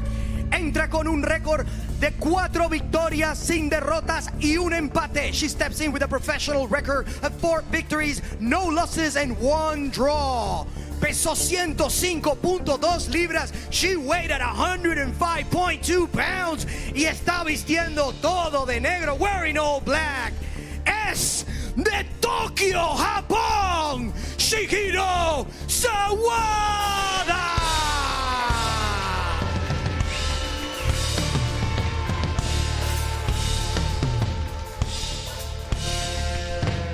Y su oponente en la esquina roja, her opponent out of the red corner, sube con un récord oficial de 7 victorias, 1 derrota y 1 empate. She stepped in with a professional record of 7 victories, 1 loss and 1 draw.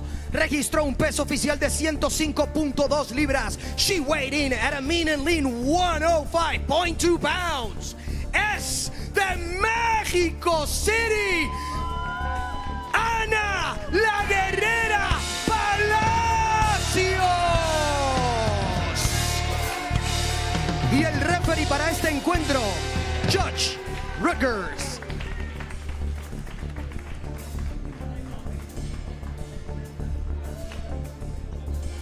We went over the rules in the locker room. Listen to me at all times, protect yourself at all times. Do everything you can within the rules to win. Most importantly, best of luck, God bless. If there's any questions, ask them there. If not, touch gloves, go back to the corner, wait for the bell. It is Chihiro Sawada in the black, Ana Palasios in the red. My broadcast partner, Rodolfo Roman, is not sitting down. Heck no, I'm not sitting down. I'm on my feet for this one, man. Ready? Plus coffee doesn't help. And we are underway, round number 1. But earlier this week, what fight were we talking about? We were talking about this one. This is the one. But I think because of the situation that Palasios had, it's more kind of like, what if? Is she fighting under the best circumstances, right? Late weight cut, didn't know if she was coming out for the fight. A lot of stress this week. She has to leave all that behind and fight. She flew in Thursday afternoon, weighed in on Friday. Cut weight on the plane. Right, you get to go on the plane. You mean you see shadow boxing in the middle of the plane, Jim? You might knock someone out. But in this sport of MMA, you got to be ready for those late notice fights. You have to be ready to set everything aside. Nice right hand by Palasios. And I think Sawada has a little shiner there in the left stuck hand. her early. Yeah.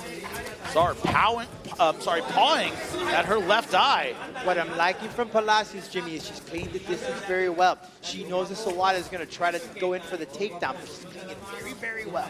The last fight in La Jaula against Park from Korea. That fight was not going well at all. Palasios able to get the armbar from the bottom, but she was taking a beating before that. Nice combo. Yeah, she tried that to go for leg the uppercut. kick. Yeah. And what Palasios is doing, she's nice on to her level, pick. but this is where she's dangerous, Jimmy. This is where Sawada is dangerous from this position, the strength, the power that she has. Good job getting her guard back from Palasios. Very well. And that's why you can never count her out. Active close guard, walking her legs up. Oh! Good ground and pound from Sawada. And that Japanese submission style, I mean, it's been around since the start of MMA. It is submission before position. You go for a lot of leg locks, very flexible guard, a lot of funky passes, Imanari rolls, stuff like that. It's a very straightforward type of discipline, not like the Brazilian Jiu-Jitsu that we're so used to seeing. Yeah, very different. You can be prepared for one and not the other. Sawada doing a good job trying to get that knee slice pass. Good left hand. Not letting Palasios back to her feet. Palasios is so good at getting that guard back. She is. She truly is. But Sawada, that the way of that wrestling, she's able to keep her down. Looks really good, and the good shots in there. That's that power that she has. But again, never count out Palasios. She can grab an arm, she can grab anything and take this victory by way of submission at any point. Yeah, Sawada playing with fire a little bit here, staying right in front of that up kick from Palasios. And we talked to her earlier today, Jimmy. Palasios said, look, this victory right here is not to prove that I am a top atom weight in the Western Hemisphere. I'm in the world if I get this victory. Well, looking for the triangle. And there it is. She might have it. She may have something there, Jimmy. Sawada in trouble. Get that foot behind the kneecap. This might be done. And turning, rightfully so. Going after the arm. Desperation from Sawada on the escape. Now transition to the armbar. Beautiful job. Awesome. Great transition from Palasios. Sawada looking at her corner like, what do I need to do here? And you know, gotta angle the right way. And if I'm Palasios, because of all the stuff that I've been through here, I want to finish this early. Does not want a long fight. But so far, a lot of aggression. Palasios still a fighter from Mexico. That creative ground and pound. Look, trying to isolate the right arm of Sawada again. Yep. Oh. Sawada now trying to spin over. You got to walk over the body. She got it. Yep. Now she has to watch her legs. Japanese fighters known for those leg locks. And this has been a great ground battle. Back and forth with transitioning, scrambling on both ends. Their way to pick each other up. You count as a grappling dork, right? You're a grappling dork. Okay, cool. Yeah. Making sure we're appreciating the same thing. Right now, Sawada doing a great job of those knee cut passes and back to guard. You know, sometimes the audience, they start booing. But if it's this quick back and forth, that transition, that's the beauty of it. It's a very Japanese style. They don't wait. They're aggressive with their passes. Palasios, knees underneath the armpits. A high guard is an attacking guard. Only guard she knows. Once again, against Bohung Park, her last time out. Fight was not going well. Able to get the armbar from this exact position. Sawada knows it. But unlike Park, this young lady, Sawada, she's good on the ground. Yeah, very good. Park was just a standard. That girl had really mean hands. 10 seconds left in what has been a very active round number one for both fighters. Good ground and pound to punctuate the end of the round for Sawada. Sawada has that cut on that left eyebrow. So it shouldn't be much of an issue if a doctor were to check it. Not causing any issues with her vision. Quiero que trabajes más la distancia. El upper la cortó. All right, so what's going on here is calm down, work distance, keep working. Abajo, bien pegadita o bien lejos. Stay very close. Si dejas que genere espacio, está metiendo los golpes. Don't give her too Cuando space se because she's going to levante, land in the shots. Le pegas en el pecho, empujas con Hit las her in piernas. the chest. ¿sale? Push Lo the están legs. haciendo bien. From round number Están haciendo one, bien. walking into the Pero right hand of no van a Palasios. hacer. Yeah, she That was landed the it cut, nice. the Solo por el redness. control. Ahora no quiero It's que that beautiful knee pick. Yeah. Just beautiful the way she executed, came in at the right timing. That's where she has really good timing. But Palasios here working the ground game. She had many opportunities for submission victories, but Sawada, we talked about, man, just good transitioning on both ends. Round number one, everything we expected. Rodolfo and I so excited for this throwdown. We're getting ready for round number two. It is Ana Palasios in the red, Chihiro Sawada from Japan in the black. What a fight it has been so far. We have open scoring here in the Jaula, Combate Global. We will know the scores very, very soon. The fighters know them as well. Lost your footing there. And I think that was the first kick that we've seen in this fight so far from Sawada. It's just been fists, ground game. But a very tight style. Yeah. Very she hides her close. chin very well. Yeah, it's hard to find that offense. Ooh, Good angle. I love that footing there from Sawada with that step with the left and charge. But Palasios so far doing a good job with the counter timing with the right hand.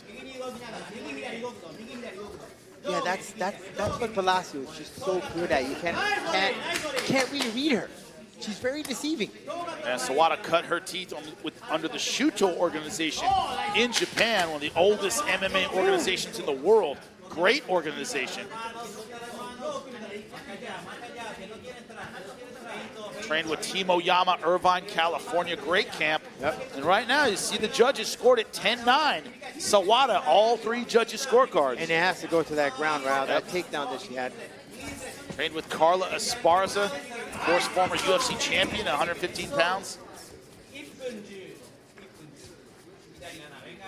Trying to feint there from Palasios. Good inside kick from Sawada. A little bit of a style change in round number two for Sawada. More kicks, more angles on the feet. She realizes she's dealing with a fighter who has some excellent jiu-jitsu. It's not going to be a wipeout on the ground. No.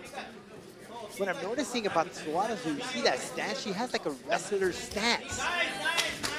Which, oh, nice lead left. Which, you know, back in the day, we used to see a lot.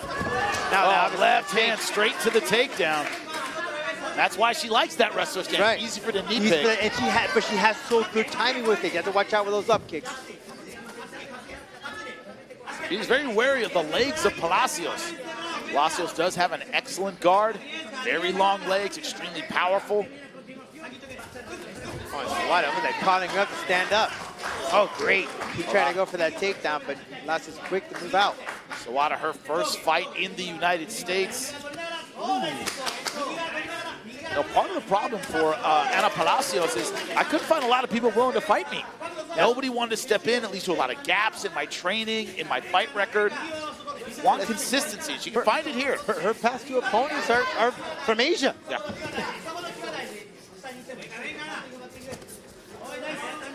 Who wants some? Well, I'll tell you somebody who wants some. Claire Lopez competed here in La Jaula. Went on Twitter and said the fight that makes sense to her is Ana Palasios. So I'm sure that young lady, kick. that she's keeping a close eye on Palasios. She just came off a victory in Japan, got a victory for her combate at Risen. So Palasios has someone waiting for her. Ran into that right hand. Or could Sawada be next? With a great performance tonight, a lot on the line. Another takedown for the fighter from Tokyo, Japan.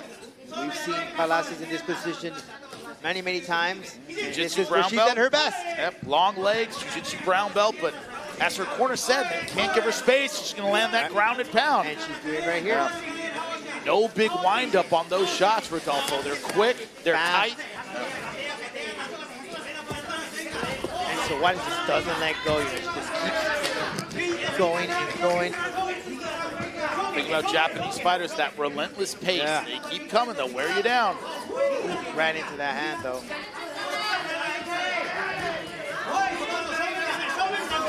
That's getting a little sloppy there, huh? Yep. Off balance with that right hand. It didn't look too sharp with the striking there. Kind of loopy. Another takedown. immediately that hip up to prevent the closed guard. Great move early. Don't let your opponent get to guard. You don't have to pass guard. No, right. And that right there, just that right there, that's enough to impress the judges. Yeah, 30 seconds left in round number 1. Chihiro Sawada on top of Ana Palasios. Close round number 1, but we know the scores. They went to Sawada, all 3 judges. Round number 2, a bit more distance. Sawada starting to dominate with 10 seconds left in round number 2. So far, the fighter from Tokyo, Japan has all the momentum. She has that going for her.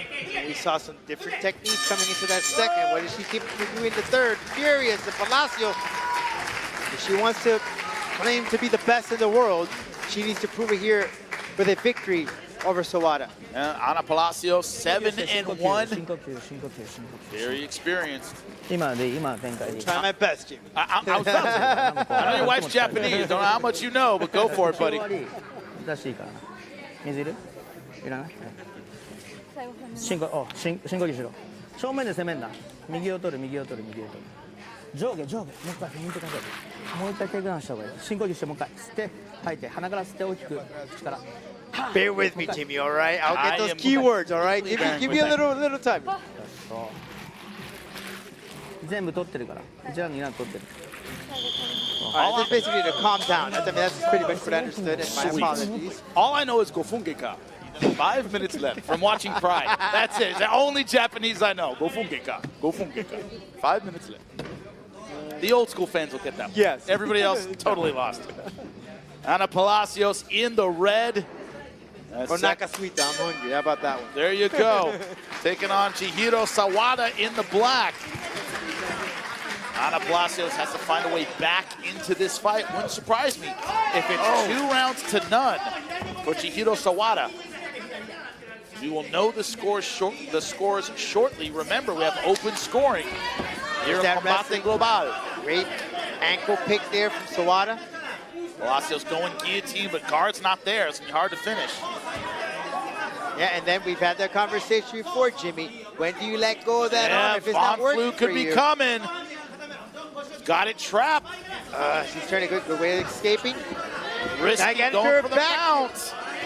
There's that Japanese style. You don't wait for the position. You keep going. Yep. It's so rapid. It's so fast.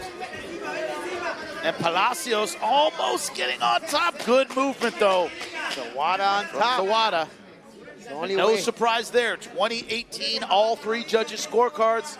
Ana Palasios needs a finish in this round number 3.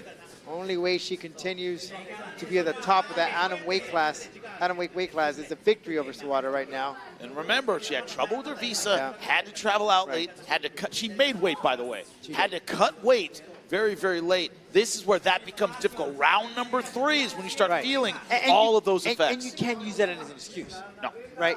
You can't. So when I was talking to Red, look, I've been training, I've been waiting, and it doesn't matter. I'm going to put that aside. I need to prove to myself and the world that I am a top athlete in my weight class. But all those factors in round number 3 kind of start piling up.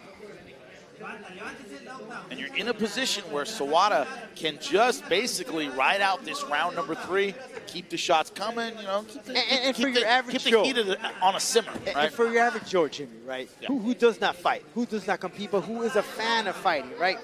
If you're 10 minutes late for a job interview and you're stuck in the highway, okay, that's kind of the same feeling, right? You're like, oh man, heart start racing. That's the same thing that Palasios was feeling. Am I meant to make it to this fight? I don't know if I'm going to make it. And all of that stress plays a big role into a fight. Right now, Sawada, beautiful pass into side control. On top of what looks to be a tired and bloody Ana Palasios. Been so good at this fight, getting her guard back. Round number 3, that has not been the case. No chance to get to full guard. Sawada, though, just great plan. She stayed to her bread and butter of wrestling. That ground and pound. Ate some big shots in round number 1. Since then, it's been all Sawada. It could be 2-1 against Combate, Jimmy, if you're keeping score. Oh, beautiful back transition. One hook in, both that was hooks. pretty. Beautiful. 2 minutes left. Transitions are great. Yeah. Fantastic. Super fast. Palasios now in a position where she's trying to protect her neck and also watch the ground and pound. She may be in trouble here, Jimmy. Not much action coming from Palasios. She has those hands up, protecting herself. So smooth, staying in mount from back control, never giving up the top positions. Great stuff from And look at she Chihiro positioned Sawada. that left leg to continue with that body lock. She's got a minute and change left. Palasios exactly just where not she in. doesn't want to be late in the fight. She's just not showing it here tonight. I mean, I know she's known as that comeback girl, but it would be the comeback of her career to do this with a minute left in round number 3. With less than a minute to go. And Chihiro Sawada, great pacing, great patience, great technique throughout this fight. Superb. You know, it's only her 5th fight, but boy, she looked great in there. Fighting like a veteran. Fought Great a lot of big transition. shows. She knows how to perform under the big lights. You know, Combate Global, she came in with a great game plan with 30 seconds left. Can Ana Palasios get something done? Knee cut pass yet again. Just look how she just positions that left arm, puts the shoulder right to the chin. Yeah, there's no quit in Ana Palasios, but so far has not had the answer tonight as she gets back to half guard with 10 seconds left. We see that desperation armbar. Maybe she may be working for something Sawada with that armbar, but Sawada able to keep the defense tight, ending the fight with some ground and pound. Great performance from the fighter from Tokyo, Japan. yeah, but Palasios, just look at the facial expression there. She knows she was in a war, but that war started earlier when she had to wait and question if she was even going to fight tonight. Yeah, she made it here tonight, but Chihiro Sawada, impressive performance for Japan. We'll make it official when we come back. It was Japan versus Latin America here. Combate Global. Chihiro Sawada makes it 2-0 over Ana Palasios. We'll make it official. Después de 3 asaltos de mucha más acción, after 3 rounds of much more action. Todos los jueces están de acuerdo. All judges are in agreement with scorecards 30-27. Para la ganadora por decisión unánime, for the winner by unanimous decision, from Tokyo, Japan, Chihiro Sawada! Great preparation, great execution, all of her skills on display tonight against a game Ana Palasios. And she, you know, Sawada looked great though. She looked amazing. The timing was perfect. And let's face it, I know we can use any excuse, but Palasios, I think that had to play a role, that whole situation, getting in here to get that fight. You got Thursday night, you come in the afternoon, then you got weigh-ins the next day. Let's take a look at the difference here, Jamie. I mean, it's right there for you. And the biggest stat is the takedowns. 5 for Sawada, able to work her top game. Ana Palasios in this fight, to your point, in round number 1. After that, you saw the effects started slowing down. Late entry could be part of it. But the punches too from Sawada, you know, they were very effective. Yes, the takedowns were there, but she was the problem. And then I think it was the second round where Palasios, it's like the technique was almost forgotten. Yeah. You know, she was just throwing loopy punches, leaving herself exposed. And that's what Sawada capitalized the right time with the takedowns. Well, coming up is Nico Barna versus Ramiro Jimenez. Welcome back, Jimmy Smith alongside Rodolfo Roman. Let's find out more about our own Nico Barna.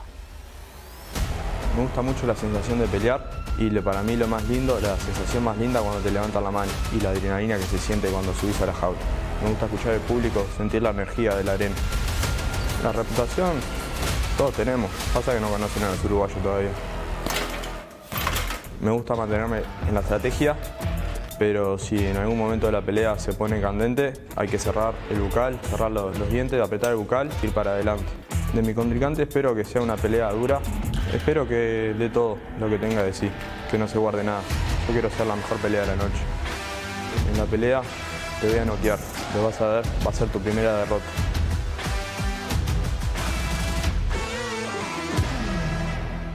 Nico Barna from Uruguay, but Ramiro Jimenez is the finisher. Let's find out more about him.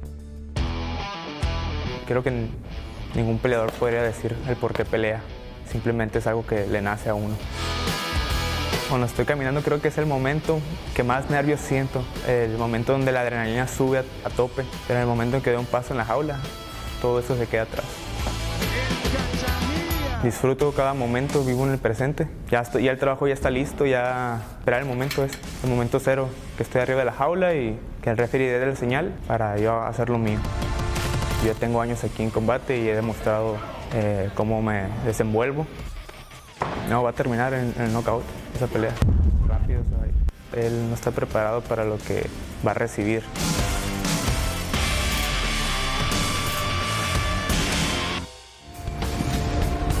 Entrando a la jaula, Nico Barna.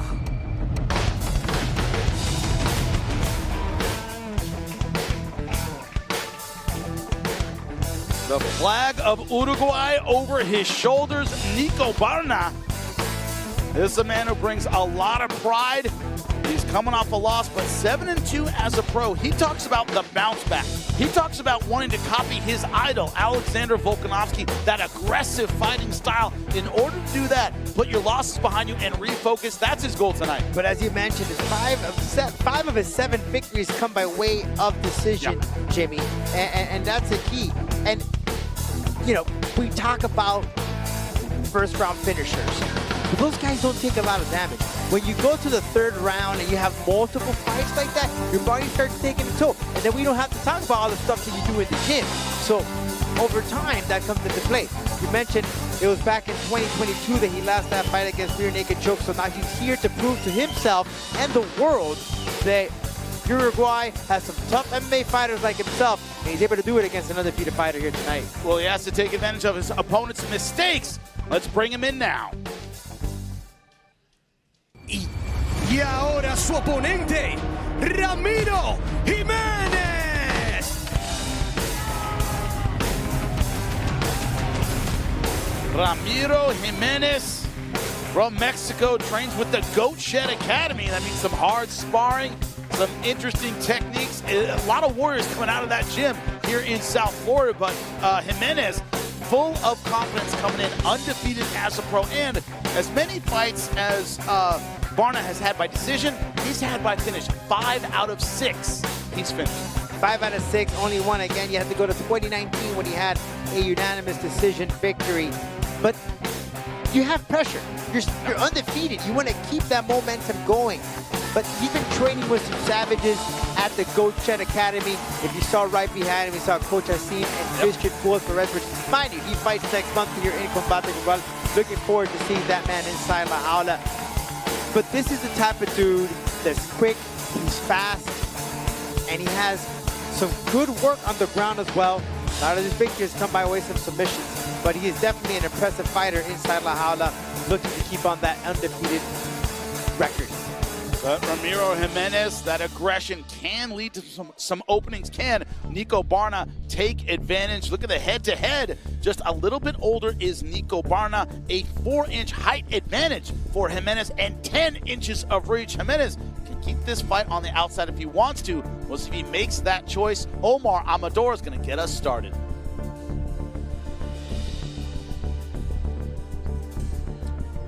Ya estamos listos para este gran encuentro latinoamericano. We are ready for this Latin American clash. Este es un combate pautado a 3 asaltos de 5 minutos en la división peso pluma. This is a bout set to 3 rounds of 5 minutes in the featherweight division. Los jueces son, the judges are John Rupert, James Lázaro y Ricardo Celis.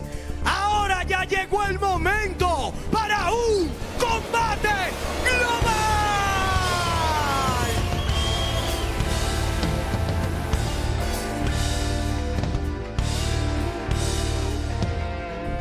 Representando en la esquina azul, introducing out of the blue corner. Entra con un récord oficial de 7 victorias, 2 derrotas. He steps in with a professional record of 7 victories and 2 losses.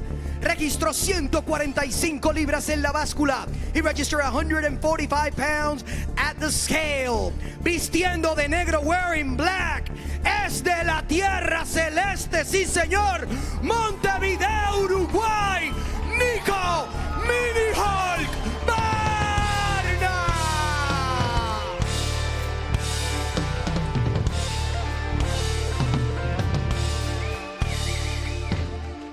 Y ahora su oponente en la esquina roja. Now his opponent out of the red corner. Llega con un récord profesional invicto de 6 victorias. He comes in with a professional record, undefeated with 6 victories. Registró 144.8 libras. He weighed in at 144.8 pounds. Es de Mexicali, Baja California, México. Ramiro, el Cachanilla Jimenez. El referee para este encuentro de Panamá, Marcos Pérez. Párenme acá. Alto. Ok. Ya saben las reglas. Quiero una pelea limpia. Ok. Obedezca mi comando. Toque guantes y a su esquina. As our main event, Nico Barna in the black trunks from Uruguay taking on Ramiro Jimenez in the red and white from Mexico, trains here in South Florida. We are underway. I'm going to test that Spanish out here for you, Jimmy. Cachanilla. Cachanilla? Don't know that one. That's his nickname. I know that, so I don't know what it means. I wanted to test that rolling tongue, you know, tongue twister. Cachanilla, cachanilla. It's what they call the folks from his city where he lives, or he was born and raised. Jimenez here trying to represent his people.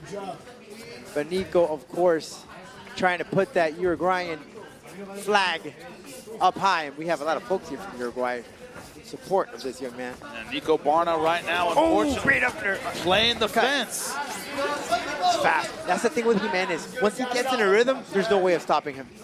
Yeah, very quick with his hands. Can throw some wide punches. Was in trouble on the ground early.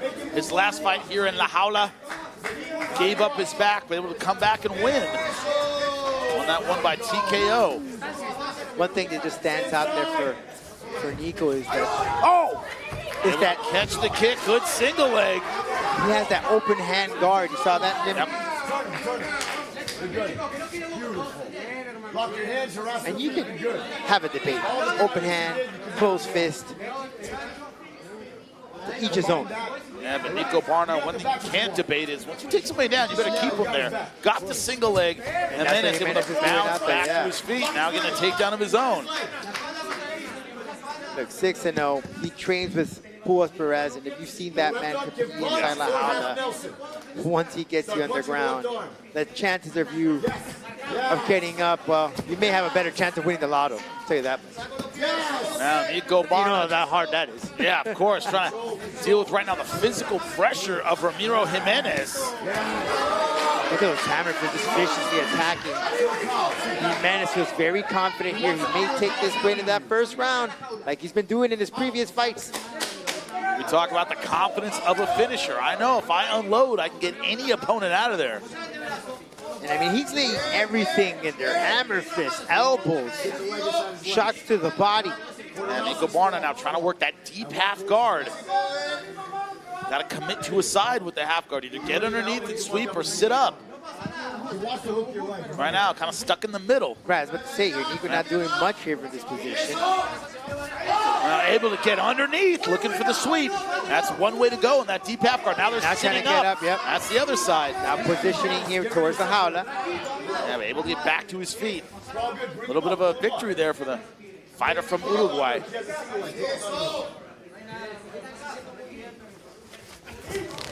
And for Nico, that's where he wants that fight, in standing. But he too is trying to show off some of his takedown. Good job stuffing the takedown. Isolate that far wrist, that Kimura position. What I like about Jimenez is he's fighting a very smart fight. Very relaxed, composed, waiting for the good opportunity. He's not really trying to just finish it off real quickly, just waiting for the right moment. Yeah, threatening that Kimura position. Nico Barna trying to get both feet. Not gonna happen.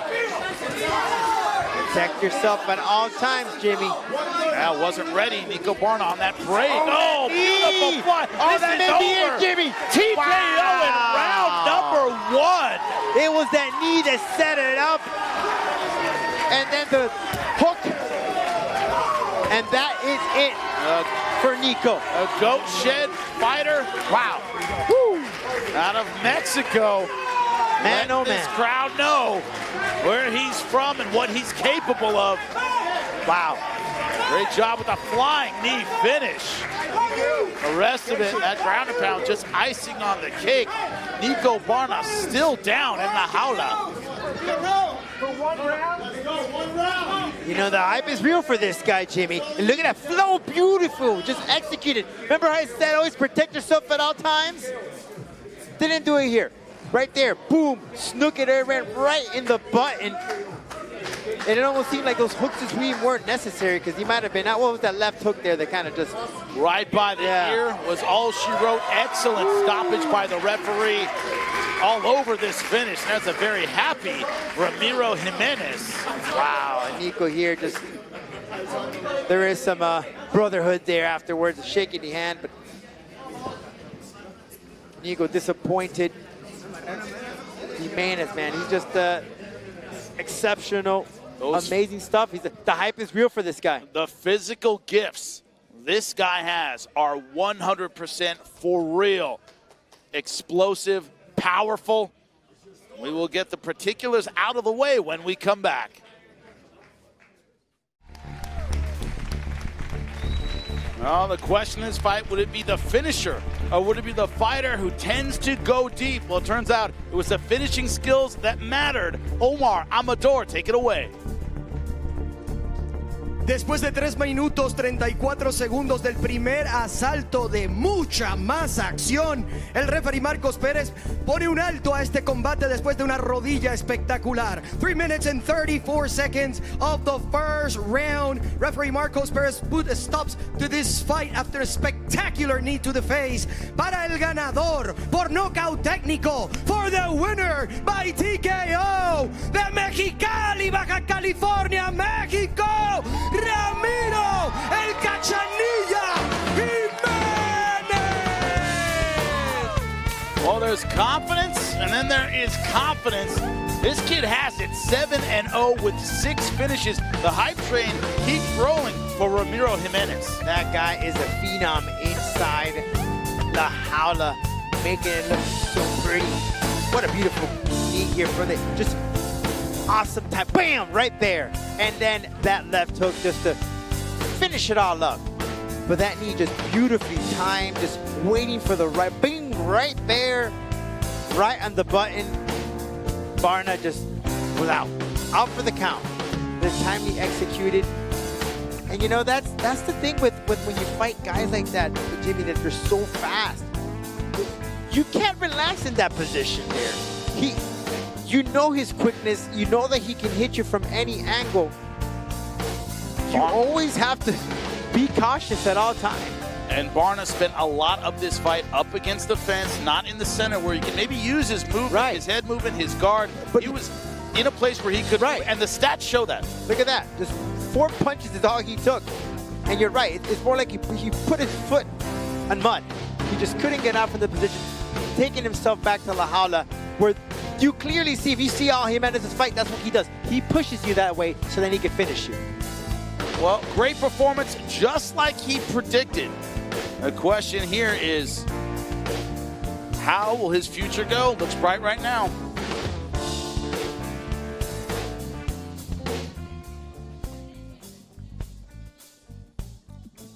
It's a great knockout by knee. I want to dedicate this to my mom. Happy Mother's Day. That's for you, Mom.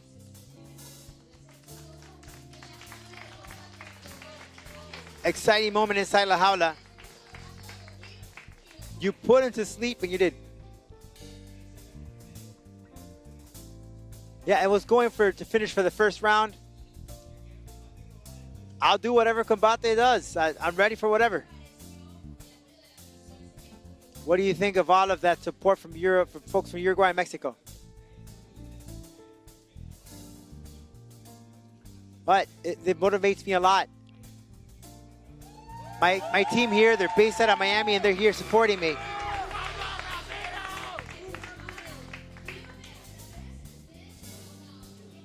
All right, take me through this knockout. Sure. Él tarde o temprano me iba a regalar el knockout. We know that later or sooner, he was going to give me that knockout for free. All right, we're celebrating here Mother's Day, so that's a victory for us Mounts. And you see getting wrapped up is Shinsho Anzai, the Bushido spirit on display. Will it be a wipeout for Japan when we come back, or will Victor Valenzuela put Latin America on the board? We'll find out when we come back. Welcome back to Combate Global. Jimmy Smith alongside Rodolfo Roman. There are two sides to the coin when it comes to Japanese MMA. There is the versatility, right? We saw that from Sawada, the takedown, the submission game. The other side is never submitting to the odds, always come forward. And also, Shinsho Anzai has to be of that second category, always coming forward. He's a gritty fighter. And when you asked him, what's your style of fighting? He's like, fight like an animal, hence that's my nickname, right? And he does. He surely does fight like an animal. He's a straightforward type of fighter, coming right at you like a bull. Now, there's pluses and minuses about that, right? Because as you move forward, some openings could be available there for your opponent. Well, he knows he comes in with pride. Let's find out more about both of these fighters. 挑戦するのが好きで、格闘技が好きで、新しい何かを見つけたいから戦ってます。I'm Shinsho Anzai from Japan, age of 37 years old. Desde chico siempre me gustaron los deportes de contacto. Soy Víctor Valenzuela, tengo 29 años, soy de Santiago de Chile. しっかり長い戦いになると思います。お互いタフで、アグレッシブに攻めていくと思うので。どの瞬間でフィニッシュが来るかわからないけれども、フルラウンド。El trabajo ya está hecho, ya la pasé mal entrenando, ya me botaron entrenando. Hoy día me queda ser feliz. タフな戦いをして楽しい時間を過ごしましょう。 Estoy aquí para dar lo mejor de mí y no voy a dar paso atrás. Entrando a la jaula, Shinsho Anzai.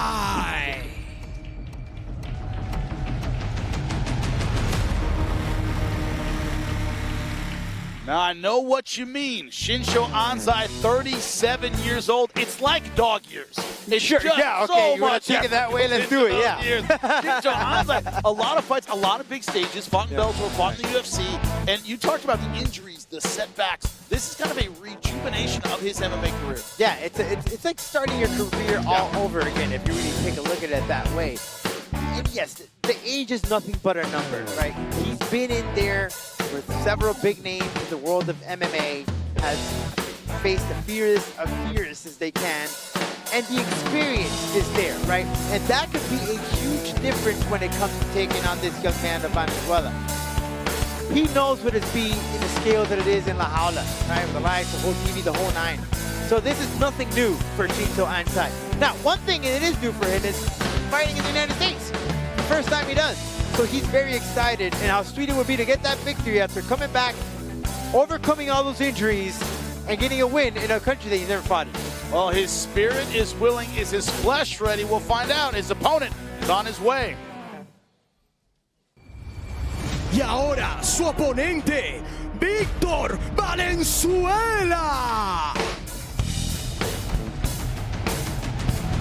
Every time you watch Victor Valenzuela fight, two things stand out to me. He's a big, solid 170-pounder, and he's very patient. He takes his time and does it right, but powerful leg kicks, good takedown. It's hard to find a glaring deficiency in his MMA game. The dude is jacked. Yeah, look at this guy. He's chiseled, strong, and don't be deceived, because usually when you see fighters have a lot of muscle, they gas out. Not this guy. No. This guy could go on for a very long time.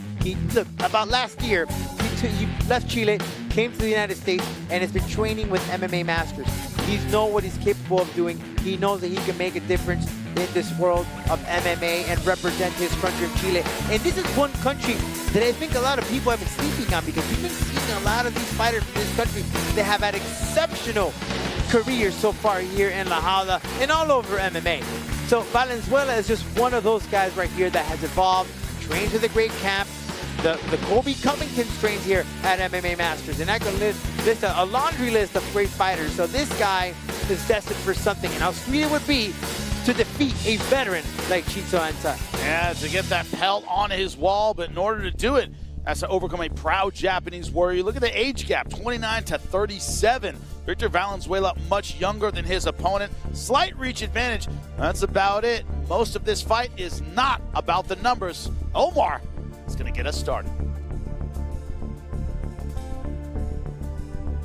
Damas y caballeros, ya estamos listos y queremos aprovechar para desearle feliz Día de las Madres a todas las mamás en la casa aquí en Combate Global. We are ready for this bout set to 3 rounds of 5 minutes in the welterweight division. Ya estamos listos para este combate pautado a 3 asaltos de 5 minutos en la división de peso welter. Los jueces son, the judges are Vicente Rodríguez, John Rupert y James Lázaro. Y ahora sí, el momento ha llegado para un combate global.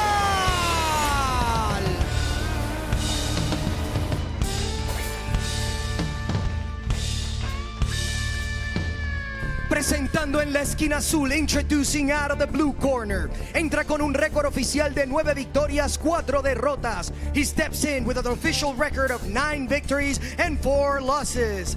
Registró un peso oficial de 170.6 libras. He weighed in at 170.6 pounds. Vistiendo de negro, wearing black. Es de Tokio, Japón. Shinsho Animal Anzai.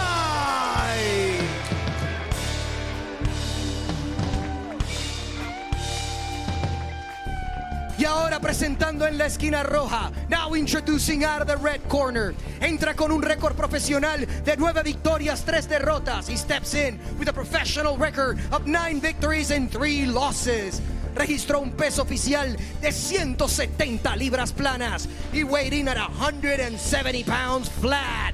Vistiendo rojo y blanco. Es de Santiago de Chile, Víctor Zico Valenzuela. Y el referee para este encuentro, Judge Rutgers.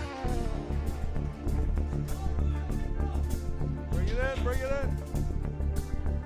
We already went over the rules in the locker room. If there's any questions, ask them now. If not, listen to me at all times. Protect yourself at all times. Do everything you can within the rules to win. Most importantly, best of luck. God bless. Touch gloves if you want. Go back to the corner. Wait for the bell. Shinsho Anzai from Tokyo, Japan in the black trunks. Victor Valenzuela from Chile fighting out of Miami, Florida in the red and white. We are underway, round number 1. Anzai right here is going to come right at you. That's the type of fighter that he is. Straightforward type of dude to come in. But Valenzuela, man, just look at the difference there in muscle. It's huge. It's a big dude. I hope it translates on camera, but Valenzuela is all muscle. And that's a part of his arsenal I really like. His very good leg kicks. These shots come with a lot of power, Jimmy. So Anzai puts a lot of weight on that lead leg. He likes to lean forward. He's really vulnerable to those shots to the leg. Try to go there for the takedown. Excellent patience. Yeah. Ooh, great stiff jab from Anzai. Great leg kick. Trying to feel it out. Valenzuela trains with MMA masters here in South Florida. Colby Covington, Luis Palomino, names that came out of that camp. Great trainers. Yeah. You got the Daniel Valverde's. Yep. Cesar Carnedo. stand-up, great camps. 15 years in MMA for Shinsho Anzai. Was a fan of Peter Ertz. K1, the Dutch lumberjack, one of the best head kicks in all of sports. All combat sports. Peter Ertz was absolutely incredible. And Shinsho Anzai said that, I want to get into combat sports. Love that guy, want that style. Trained with Yoshino Kami for this fight. Yoshino Kami, great fighter, UFC veteran. Well, I think very big middleweight as well. What I'm seeing different here from Anzai is he's taking his time. Different in his fighting style. Valenzuela, we know how cerebral he can be. He can wait for the right moment to really explode and attack. Very patient fighter. He waits for the right moment. Neither one of these fighters in a rush. Yeah, and Anzai said it, this could go the distance. Both know the power that they have, the opportunities that any of them could finish it. Attitude in MMA is you want to finish, but be prepared for a long fight. Looks like both these fighters are. Yeah. Anzai now going to that aggressive style, not really setting up the takedown, just dropping and going for it. Valenzuela making him pay. Great look from Valenzuela. And we know that Anzai is a vet. He's been in the world of MMA for some time, but you know, those butterflies are there, Jimmy. It's 2019 since he last fought. A lot of time off. Figure out how to mentally and physically get back into the sports, but dealing with some serious injuries as well. Can lead to a real change in styles. That last fight was against Michael Page, where he got caught with a knee. Great overhand, right? He got caught with quite a few knees in that fight. Yeah, he was setting it up, and I think he learned his lesson. Inhuman speed for MVP. Good right hand from Valenzuela. Oh, he got slipped right there. Yeah, has Anzai moving back. Has to be careful. But he countered Jimmy with his own hook. Yep. What I'm seeing from Anzai is as he comes in, he throws into shots, he does leave himself exposed, and Valenzuela is picking up on that. Yeah, taking advantage is Valenzuela. See, he throws it in, he's keep the hands down. So the perfect timing, and Valenzuela could finish this fight real early. She's just trying to play a game there, trying to fake my use the feint, trying to go for the takedown. As the single leg. As you do here, take a bow or just sweep him with that right leg. Hanging on costs you a lot of energy, though. Yep. Right there, that leg is there for him to trip him. Valenzuela, good way of positioning his hip outwards. And good takedown defense from Valenzuela. There's somewhere that you would think that Shinsho Anzai would have the advantage. It's on top in the jiu-jitsu department. So far, that has not been a factor. But Valenzuela turning it up with the kickboxing. Yeah, Valenzuela picked it up here. He left his body exposed, and Anzai is in trouble. Rutgers might come in and stop this fight, Jimmy. He nearly about did. to step in and right hand that's a brawl. That's the Japanese type of foul that we got like, Jimmy. We talk about Bushido. You know, cut my head off. I'm going to keep coming forward. Wow, that was about to be stopped, but no, we will see a round two. I can't wait for the replay.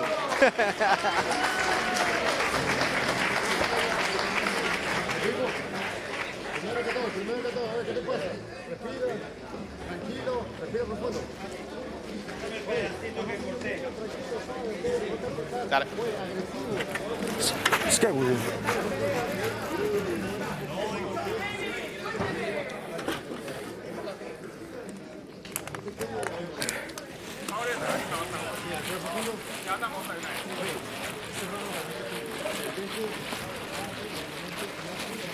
No. 正面に立つね、正面に立つね、足動かしてくる、手すりのと。あと、足触れるときは足触ってけ。Take it out! Fighters up, let's go!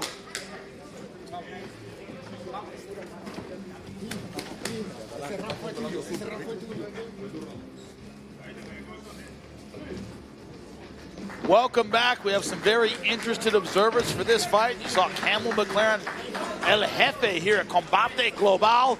Watching this amazing fight. Victor Valenzuela, that right eye, red, swollen, little bit of a cut underneath the eye. His opponent, Shinsho Anzai from Tokyo, Japan. You see him with the beard and the black trunks. Jimmy, did you get that Takayama Don Fry feel those last few seconds? I did get a little bit of that from the old school fans. Rock'em Sock'em Robots in La Jaula. And wait to see how the judges scored that one. Right now, I would lean Victor Valenzuela. The referee actually took a step forward. Yeah, he nearly stopped it, but wow. Anzai got that right hand off at exactly the right time. Oh, and that's cut. Beautiful. He's been leaving himself shot. exposed. Yeah, Anzai's been leaving himself exposed there right at the body, and Valenzuela's been picking up on that. Now we go to the ground. Valenzuela might pick it up for Combate, Jimmy. Yeah, Valenzuela looking for the finish.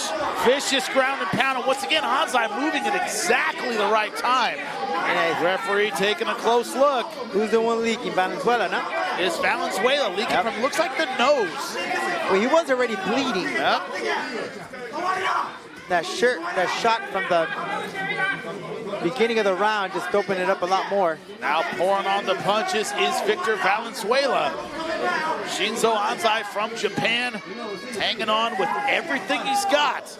Yeah, Valenzuela just caught him with a brutal shot to the liver. That was the beginning of this whole sequence, was that kick to the liver. You saw Anzai kind of buckle. And he connected in the first round as well. Valenzuela has to be thinking, what do I have to do to get this guy out of here? Almost finishing the end of round one. Now at the start of round two, no surprise. Victor Valenzuela up 10-9, all three judges' scorecards. That's the samurai spirit. Referee saying, protect yourself, and that's it. A victory for Combate, Jimmy. Victor Valenzuela makes it one for Latin America. From Chile. Lone victory tonight over Japan.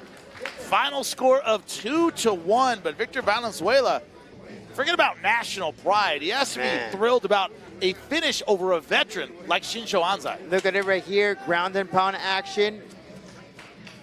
And just really in the beginning of the second round, because it was that body shot that took him down, he capitalized on it, and just Anzai just could not recover from this position. Just laying hammer fist, nonstop. Yeah, we talk about the spirit of Shinsho Anzai, but spirit can be willing. The flesh has to back it up, and Shinsho Anzai defended as best he could. Thought that was a good stoppage by the referee. Yeah, absolutely. He nearly stopped it in the first. We were lucky to have that second round of these two, but boy.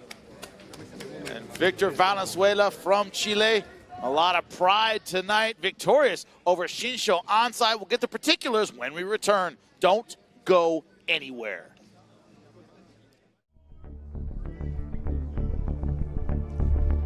Is Japan versus Latin America tonight. Shinsho Anzai, the lone defeat. Victor Valenzuela gets the victory. Let's make it official. A 1 minuto 54 segundos del segundo asalto, luego de una seguidilla de golpes en el suelo sin respuesta, el referee para la pelea. At a minute 54 in the second round, after an uncontested ground and pound, the referee stops the fight. Para el ganador, por nocaut técnico, for the winner, by TKO, Víctor Chico Valenzuela! Now 10-3 as a pro. We like seeing development in La Jaula. He took a big step tonight. Mature performance. A couple times he got the finish. He was going to get the finish, but didn't use all of his energy. Mature performance from Valenzuela. He recovered because Anzai connected some hooks in there, some stiff jabs, but that didn't disappoint him whatsoever. He kept forward. He kept with this mission of getting a victory against a veteran, against Anzai, and it proves to him that this guy's just evolving as he goes. Just vicious ground and pound action for this position. When he hit that body shot, he knew that it was in the bag. It was just a matter of just throwing everything until referee Josh Schwarker stepped in and stopped it. And this fight easily could have been finished at the end of the first round with just a few seconds left when they had that exchange of blows, but Rutgers let it go just a bit and we had to wait for the second. But a lot of fighters get disheartened when they don't get the finish like that. Right? They kind of get down on themselves. Victor Valenzuela, stayed true, stayed professional, able to get the win. That shows mental maturity. It shows that he has evolved as a fighter, both mentally and physically, and he looked phenomenal throughout the time. Look at the differences in the stats, Jimmy. 116 punches to 40 through the kicks. No takedowns in this fight, although Shinsho did attempt for a couple, but didn't just go his way. And that's a telling stat. No takedown for Shinsho Anzai, where he would have had an advantage. Also great accuracy from Victor Valenzuela as he takes a huge step forward in his career tonight, going to 10-3 in the 170-pound division. Incredible performance. Muchachos, todavía el sudor, la sangre, la boca sangrando, la nariz. Ah, your nose. But you must feel great after that victory. Yeah, I'm very happy. Been working a lot in a couple of months. I'm happy for what just happened today. You had him in the first round, but the Japanese got confidence. But then I told him in the second, doesn't end here. But look, he has a lot of blood coming out from the nose. Who do you want to dedicate this fight to? I want to dedicate it to my grandma. She may be in the kitchen listening or watching this fight. Sorry I wasn't there for Mom's Day or her birthday, but the victory is yours. Congratulations on representing your country. Did you ever think that you find yourself at risk? No, my conviction was very strong. I told myself, they hit me a lot in training. Look at this. This is the trace of victory. Blood inside la jaula of Combate Global. Carlos Pedro. Back to you. Welcome back inside Univision Studios. There is David Martinez, the 145-pound champion here at Combate Global. I don't know, maybe he saw Ramiro Jimenez win tonight. Maybe he had some interesting thoughts about that. Man, ever since you told me that, Jimmy, I've been really pondering that making me think. This is what they call, Jimmy, in Spanish, achievement. Are we trying to get some achievement here? Going to stay rather than the soup, rather than the pot. I'm not trying to cause conflict with you. I'm just saying we had a great performance by an up-and-coming 145-pounder. The champion is here, but that's what you do as champ. You keep an eye on the up-and-coming talent. What are they doing? What do I need to improve? Because when you stop improving, you're finished when you have gold around your waist.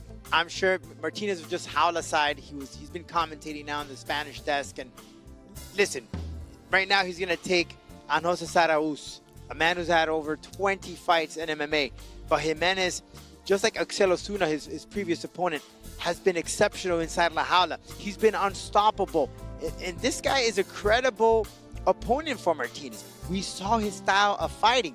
It matches pretty well and could be conflicted for Martinez. He has good timing, and if he's able to stop Martinez with those kicks, might have a new chance. Look, but remember, David Martinez is going to be fighting May 28th. Yes, keep that on his mind. If you haven't seen Martinez, check it out. Wow, just look at it right here. Exceptional, fast, and he's only lost once. It was a split decision loss. He's quick, he's fast, the hype is real. He's taking on opponents literally on days' notice and finishes them off right in the first round. He's an unstoppable force inside La Jaula, and he keeps evolving. And I'll tell you why, Axel, he had great ground game. He couldn't take this man down. He just couldn't take him down. And what stands out again is that stand-up game with the kicks. I said it earlier before they put on a dive for this guy was learning how to kick. Always, when you talk about a particular weight class, in this case, of course, 145 pounds, you always look for that one thing that sets them apart. When you say, oh, I'm fast, I have good stand-up. A lot of fighters at 145 are fast and have good stand-up. That doesn't necessarily separate you from the pack. When I look at David Martinez's fights, what separates him from the pack is exactly that counter right hand. He's so good at timing exactly when his opponent is coming in and meeting them with the big shot. Is that the key to victory May 28th for you? Absolutely, and he has a strong chin, so he's able to take a shot. Look at it, just taking on a veteran and putting him off real quickly in that tournament that he had the chance to get this belt around his waist. I'm excited. May 28th against Sarauz. And Sarauz from Peru. I mean, this guy is vicious. He knows what he's up against. He's had over 20 fights inside La Jaula and in other, of course, cages. So this is a good chance for him. He's hungry just as Martinez, but Martinez has to defend his territory and his title. Now, of course, a fighter from Peru, if you're an old school fan, you remember the Antonio de Souza, the Peruvian savage. It's all about national pride. It's about protecting your turf. Tonight, there was an invasion from Japan. They go up 2-1. They can go home tonight feeling good about the land of the rising sun. Well, if you really get to, let's count Claire Lopez's victory in Japan. So it's technically 2-2, Jimmy. Let me correct you on that, man. I'll call it 2-2. Of course, that victory was in Ryzen. Of course, her representing La Jaula when she went over to Japan. So, all right, we'll say 2-2. 2-2. But an amazing night of fights, incredible technique, incredible aggression, and no one stepping back. That's what makes La Jaula exceptional. That continued tonight, and we want to thank everybody that got into La Jaula and put on a great show for the fans, because Japan, they came to fight tonight. They did not fight intimidated here in South Florida. And I guess we just got a little sample, little taste of the end of the year when Copa Combate comes in. Again, we've had many countries, Europe, of course, the North America, South America. When we have Asia for the first time in Combate Goblal, I think we're going to have to talk. I'm sure Campbell's keeping a close eye on that, and may happen this year. Now, Chihiro Sawada, earlier tonight against Ana Palasios, great performance, outstanding work, went to decision. Palasios, late visa, had some trouble getting here. Do you think she gets another shot, and do you think it might work out differently? Of course, we talked about how important all those stress factors come into play when it comes to a fight. Yes, she made weight. We don't know what she was doing in that place. She maybe had to cut weight. As soon as she got here, we don't know if she was running, if she was in the sauna. All those things play a role right before the fight. And maybe, and we can't use that as an excuse. You talk to her, she might tell you that. That wasn't an excuse. I should have done better, but hey, you live to see another day. It wasn't her first defeat. She's been defeated before. I'm sure she'll bounce back up. Well, we appreciate all the fighters. It was Japan versus Latin America. And tonight, to your point, tonight, it was 2-1 in favor of the rising sun. But a great performance from Victor Valenzuela over Shinsho Anzai, with the stoppage in round number 2 to make sure there wasn't a blank tonight for Latin America. Ramiro Jimenez with the TKO in round number 1, and Chihiro Sawada over Ana Palasios. For everyone involved here backstage at Combate Goblal, a big thank you, and we'll see you all next time.